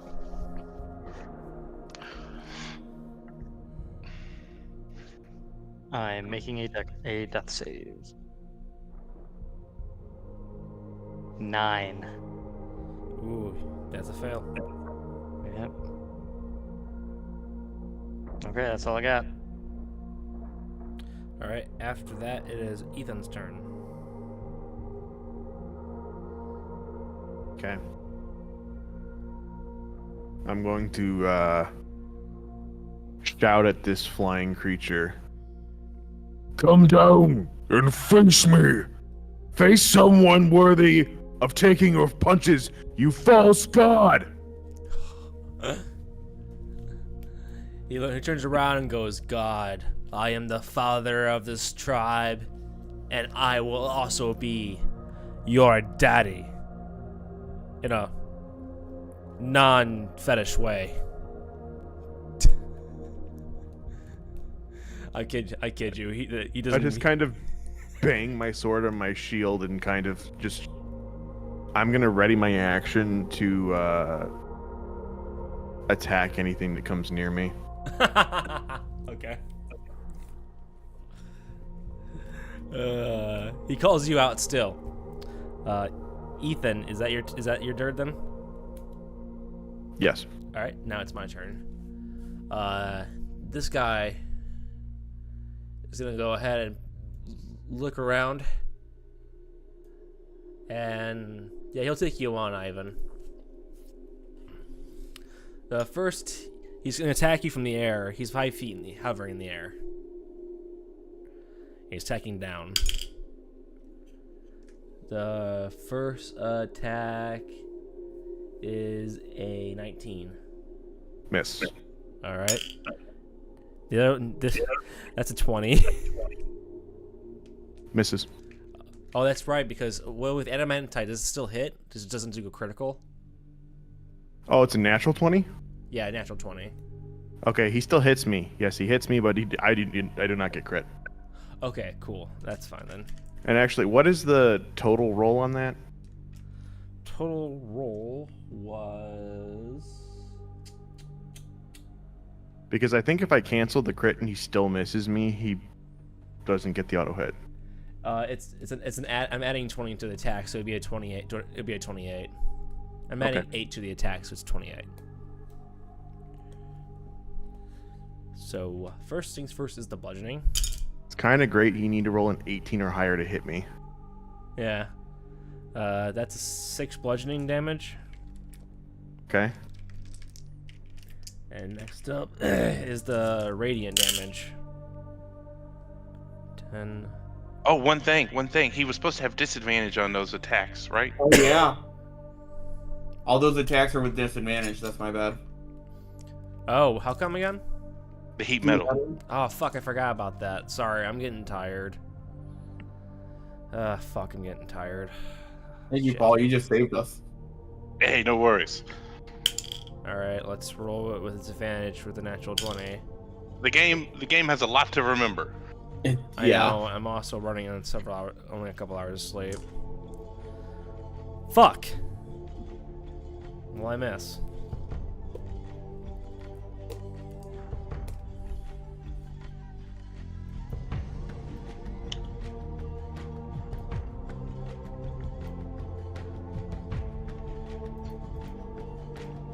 Is he gonna make a second attack? I fucking miss. Gotcha. Yeah. So since he came near me, would I get to then attack as I readied my action to attack anything that came near me? Yep.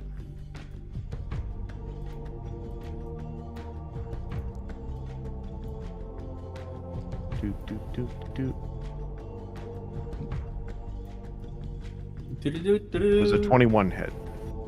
Yes.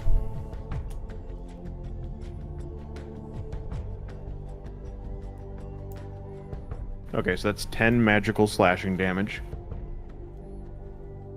And then, he's gonna get a smite. He's gonna get a little smite.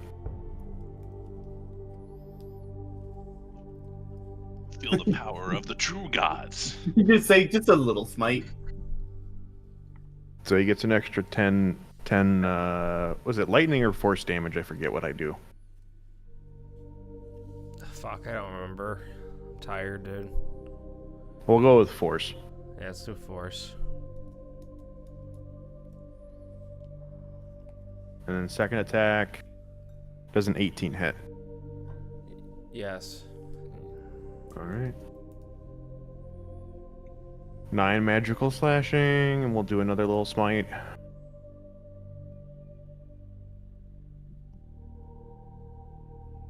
For 12 force damage. So how much damage you do in total? So let's see. So the second attack did 21. The first attack want to say did 20. Okay. I lost it in the rolls. Or wait, maybe I can see it here. I got lost in your rolls. Oh. All right. Yeah, so 20 and 21. Okay. He takes the damage from you and absorbs it, but you see a clear scar on his a clearer mark on his chest. And I'll just say, "Come now. Surely you can do better than this. God." He snarls. After Ethan, it's my turn still. These guys, this guy's gonna shoot. Let me see how I'm gonna do this, because I'm getting tired. This guy's gonna shoot a bow and arrow at Nutmeg. That's a 23. Nutmeg, you take 3 piercing. Okay. This one's gonna shoot at Nutmeg as well. Oh shit. That's a 13, so that misses. This one is gonna go over here and attack you with a sword. That's a 19 to hit. 19. Okay, that hits. That's 7 piercing damage. Are you doing Constitution checks? Sorry. I did the 1, but I forgot to add the 3, so that one was a 10. What was the damage I just took? 7 piercing. 7 piercing damage. Okay, you're still And- concentrating. And then this one is a 12. So, I am still concentrating. Okay.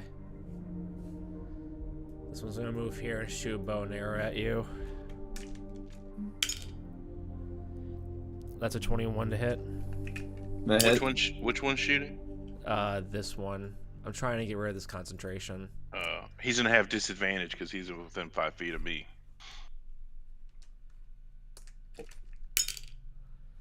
Okay, that's a 18 to hit. 18 still hits.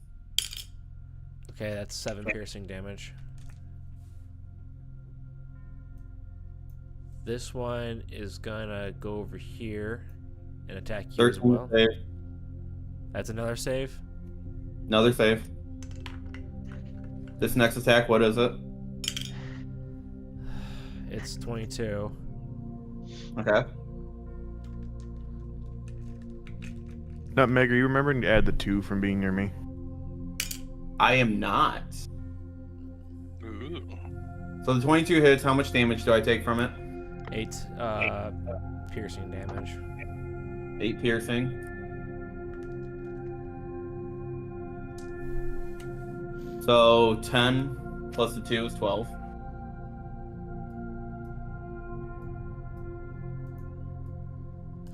I gotta step Yeah, away. I gotta step away. You just gotta. Okay. All right, Kyle. You just gotta beat a 10, don't you, on those? Because they're light damage. They're Yeah. light damage.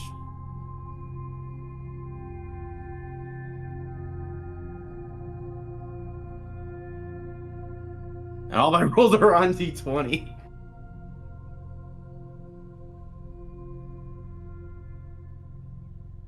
Oh, they don't show up for me. So I'm not going to ask my next question because I was curious on if potions require concentration.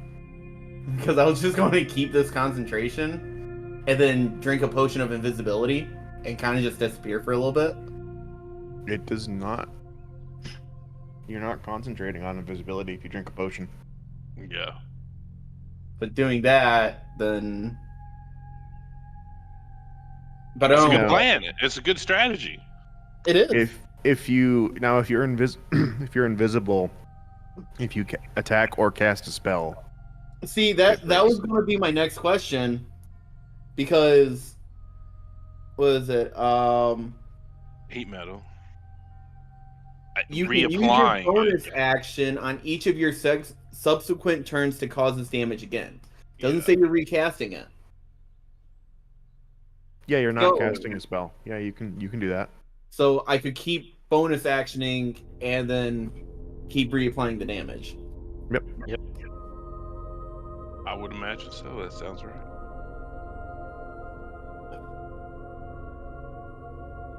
but I don't think I'm going to try that right now. If needed, I have the elementals.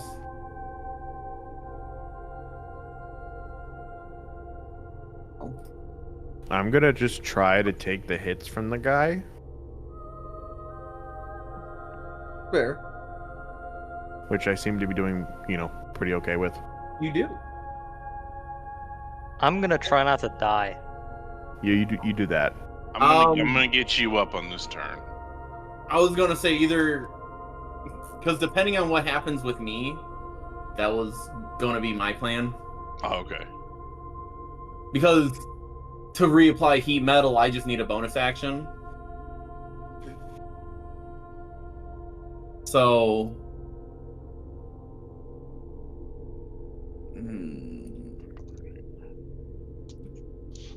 Actually, I could boom, boom, and I could bring you up. But that puts me a little bit too close to this guy. Yeah, I wouldn't get in. I wouldn't get in there. So remind me. So for death saves, as long a nat 1 counts for 2 death saves, Yes. 2 losses, and then a nat 20 is same effect. Up with 1 HP, I think, right? I Yeah. thought it was. Yeah. It's up with 1 HP. Yep. Okay. So then, as long as I don't roll a nat 1, then it don't matter.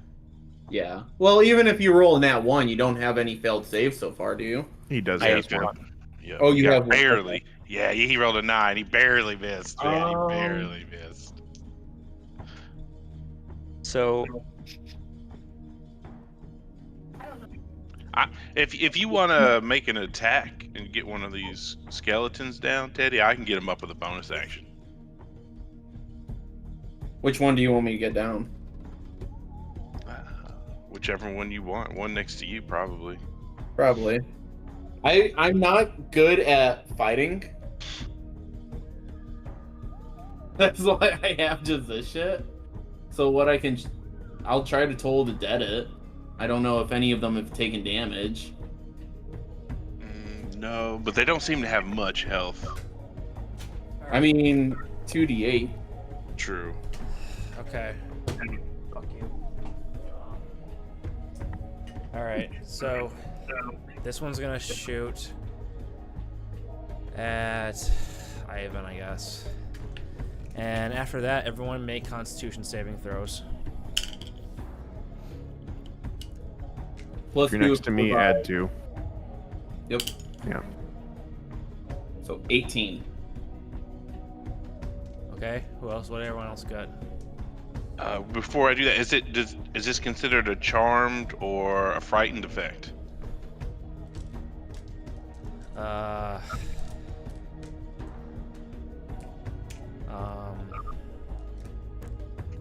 No, I don't think so. Okay. Alright. do I need to make it? Do I automatically failed it, or You don't Shoot gotta on make me. it. You are out cold. You are out cold, so you don't gotta make it. great? Those Oh, who shit. I What do made you a think? 15. That's a fail, isn't it? say again. If he takes damage, isn't that a failed death saving throw? He's not. It's about the sky. He's not looking up. He's out cold. Okay. Yeah. With a Constitution, whoever passed 18. 18 barely passes. Who rolled under? I rolled a 15. 24. Okay. So in that case, you hear the bellowing echo again from the eldritch entity in the sky. 18 above, make it. Ivan, you've already seen it before, so you're not gonna get charmed this time. You're not charmed, but you're not gonna like focus at it. You know what I mean? But you're gonna take your Gotcha. damage. Cool.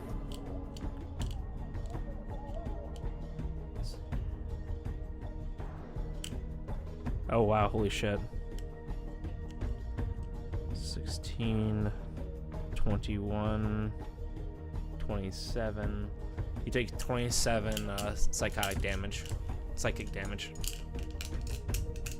Okay. All right, and that's How their are you turn. looking, Ivan? It's calling. Um, Sorry. I'm hurt, Okay. but I'm okay. I'm at 37. Yeah. This by the way, this thing still gonna shoot at you. The skeleton. Yeah, he misses. No worries. Oh yeah, I was gonna say. I think that skeleton needs a natural 20 to hit me. Maybe. Anyway, so yeah. Next up, it is Teddy's turn. So, this skeleton right in front of me, I'm gonna Toll the Dead. So I need a Wisdom save from it. Okay. Hey, Nutmeg, Yes. don't you have Turn Undead? Wait. You already committed to it. I mean, Yeah, yeah, you I- already committed to it. Do I? That's a 17 wisdom save. I do. I do have Turn Undead. I am sorry. I'm a bad cleric.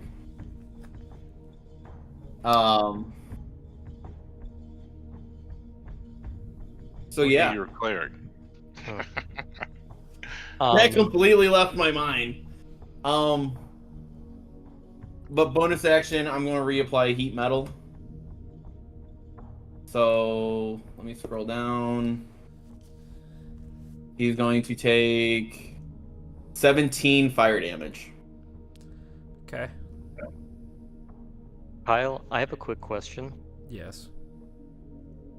I'm pretty sure I was supposed to make another death save for the god attacked Ivan, so I'm just gonna make another death save right now. Okay. 17. All right. You succeed. Okay. Aft. Is that the Teddy? Yeah, that's my turn. Okay. Brom.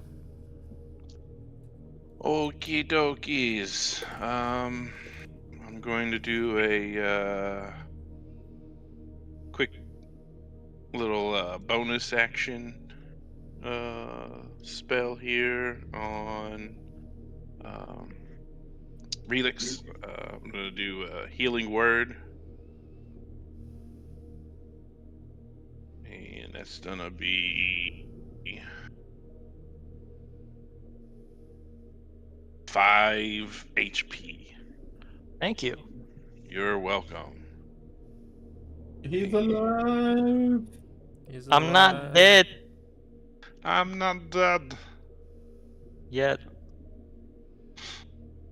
And then balls. Okay. I will make an attack on this one right here Okay. with Giant's Might. I was pretty low on the hit there. Does a 15 hit?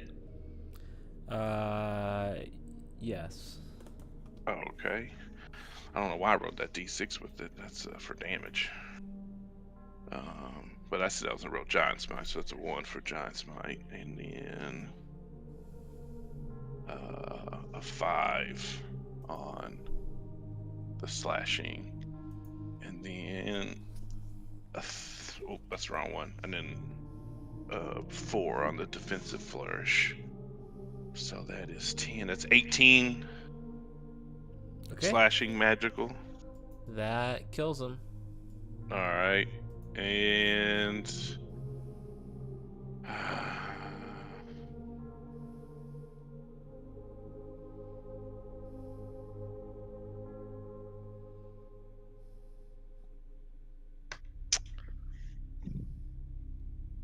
yeah, screw it. I'll action surge and I'll attack him. You're attacking who? The one I pinged right there to the next to me, right? Gotcha. Ooh, that's better. That is a 17 to hit. That hits. And that is, ooh, that's real doo-doo on the dice. That's a 9 slashing damage. Okay. He's dead. Oh, cool. He died. All right.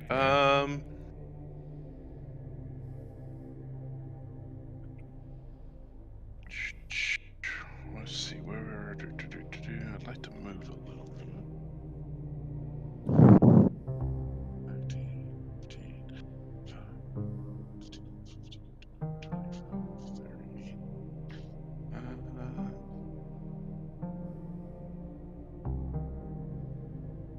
I'll move over to here. Okay. And that's my turn. Here, right? Yep. All right. I would say you get an opportunity. He gets an opportunity. I don't know if he does or not. Depends on what his reach is. Because I would have moved like. He's in this. He's flying up 5 feet in the air anyway. He wouldn't attack you. He wouldn't reach. Because I would have went like here. I would have moved like that. Okay. Diagonal and then over. All right. You're good then. After Braum, it's Relix's turn. Relix. I am going to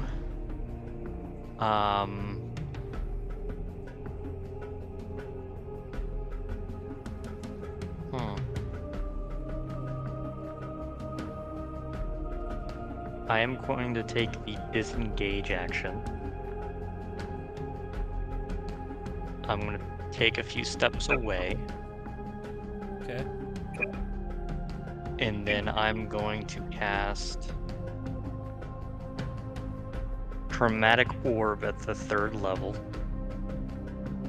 at the god. Okay. And then I'm going to double check the wording. So I'm thinking about using my Font of Magic sorcerer stuff. Okay. So the wording is if I make an attack roll and miss, then I spend sorcery points. So first I'm gonna make the attack roll. Don't you have to do a quicken spell? Yes, that too. Thank you for reminding me. No matter what, I have to do quicken spell. So I use up 2 sorcery points for that. I rolled and missed horribly, so I'm spending 2 more sorcery points to reroll the d20. Okay. And that is a lot better. That's a 24 to hit. That hits. Okay then. And then Chromatic Orb at 3rd level is 5d8 lightning.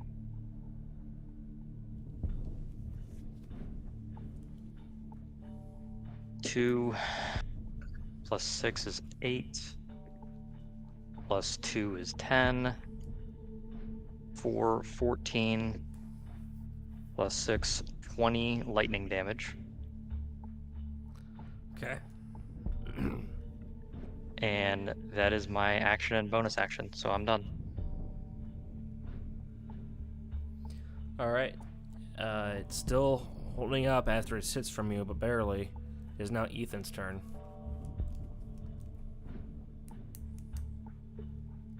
All right. Yeah, we're gonna fuck this guy up, or sorry, we're going to attempt to. Grab him by the dick. Yeah, we're gonna go for the dick. All right. Ask me about my winner. That's me. All right. So I rolled an 18 to hit for the first attack Hits. with 10 slashing, and we'll do a bigger smite.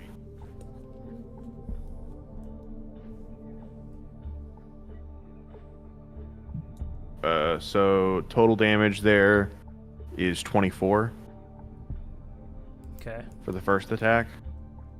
Is he still up? Barely.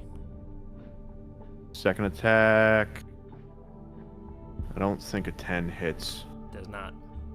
Unless I'm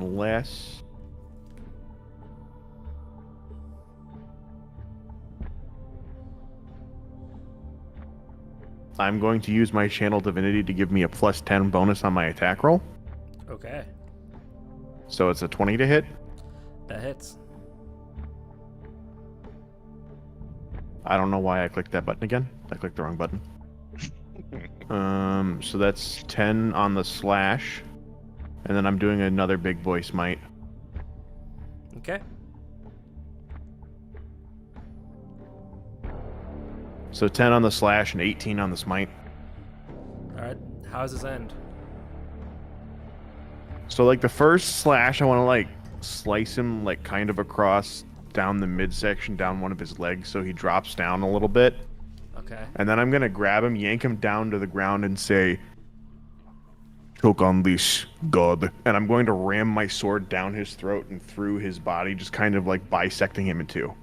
You do so, and as he starts to fall apart, he dissipates. And by this point, you guys start to see the gravity of the situation. The ancestor in front of you is dissipated, but around you, you see shamans sacrificing themselves to this ritual, and just as you look over and see it, when you see it, it almost consumes the entire sky. You see this thing in the sky, and you see visions and glimpses of 3 leaders in a faraway land. They seem Asian and wearing samurai-ish robes. They commit themselves to the ritual to their gods and give up their lives to empower them. You see another vision of a giant palace upon a hill, and you see the roof beginning to pull apart and float towards the sky, and you hear screaming and the screaming coming from it. You then see a vision back to here now, where you are back in the village, but the village, it speaks one more time and says, "We all have an end, and I will be yours." And as the purplish looking sun in the center of its mouth begin to grow and grow, you see a shadow appear. The size of a mountain, you see a reindeer, literally the size of a mountain. Its hooves. What's up? Oh, sorry. I thought I said something. Its hooves are huge, and it looks as if it's towering above the trees. And you see the ancestors beginning to return to their totems as Hirvoy's shadow overcompasses them. You guys look in the sky and you see a circle beginning to appear. You see light reaching into the sky and joining it. You see a light from Hirvoy joining it too. You see him float in the sky as you see this almost ring of radiant light circling like speeds that you can't fathom. This is when you see a large brightness in the sky as a circle erupts and smashes towards the creature, the eldritch monster in the sky. You hear it scream as you see it unrecoil, and begin to be pushed off into space. As you see in the far distance, a giant black sphere erupts and consumes the monster. The eldritch beast begins to disappear from the sky as you hear a familiar voice approach. Wow. So that was Fallen Grace, huh? And you see William look at you guys and goes, "This is a fun journey." This is about the time that he's gonna disconnect, and as soon as he says disconnect, you guys are suddenly back in the cave. Seemingly forgetting about the Lisa, or whatever his name is. He comes back, William's back, and you are back where you're at. And this is when the holy relic begins to shine red, And William looks over and goes, this is when I'm getting negated, huh? And right when the fucking reindeer relic begins to shoot out a red light, William disappears and it leaves a searing mark on the wall. Clearly, what Peter thought was true has happened. William can use the potential of holy relics, but if the gods find out, they can cut him off. Brahm, you awaken, and you are surrounded by your friends, and you hear William say, "Brahm, I hope you had fun with the guys again. I'm sure you'll see them again. Say farewell for now." In due time. Bye, bro. That, oh boy. See, why can't relics act like you more? You're all a good sport. You disappear back into your bed. That's where I left that whiskey. The bed whiskey. Yes. It's your emotional support bottle. Yeah. As the relic begins to cool, and Liso says, "Well, I guess we have. I think I need another drink." And that is where we'll end tonight's session. Hope you guys enjoyed it. I plan to go on a little longer, but I'm very tired. I'm getting a headache. Oh yeah, no worries. I hope you guys had fun though. Yeah, it was a lot of fun. Oh yeah. Good. I'm gonna be honest with you. You really fucking hoodwinked me. So, at the beginning of this, you talked about ancestors and their children, or something like that.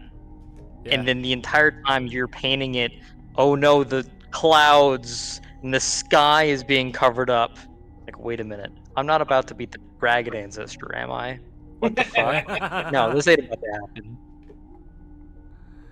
It Yeah. made We're done. I'll be back. Okay. Yeah. And then something. I was caught off guard. I'm like, okay, yes, great. Because I did not know how that was going to go down. You know, Ivan normally tolerates some amount of God bullshit, but there was too much God bullshit. He was so pissed off. Yeah. I mean, like, it's like, I mean, this is gotta say, if you guys haven't figured it out yet, Fallen Grace is when everything kind of fell apart and the world reset. That's year 0, basically. Where you guys are at, they're all religiously not so much anymore. Ivan, they're much more anarchists. I mean, they still believe in their stuff now, but like, you know, they're definitely rebels in the Empire, if you know what I mean. Yes. There's, by the way, more I was going to explore, such as seeing images of the Helmish people being subjugated by the people of Nettersden, and now your empire, the empire that controls your homeland, Nesha. I was gonna go all into that, but I got tired and I forgot about it. Now, timeline-wise, when that happened, where is that during our Fallen Grace campaign? Is that what time period we were in, or were we like after that or before that? You were after that. I kind of played with. I never got this year figured out. I wanna do Fallen Grace again, but like the time period I had figured out was a couple hundred years afterwards. Notice I still left a lot of mystery there. Oh yeah. But yeah, that's some of the stuff that I have written out. It is technically year 0. because of a few events that happened too during that time that you'll all find out another time. Dawn will ride again. Yeah. Alright, I'm gonna stop the stream and I'm gonna go to my phone. Bye, stream. Bye, Sterling. Bye.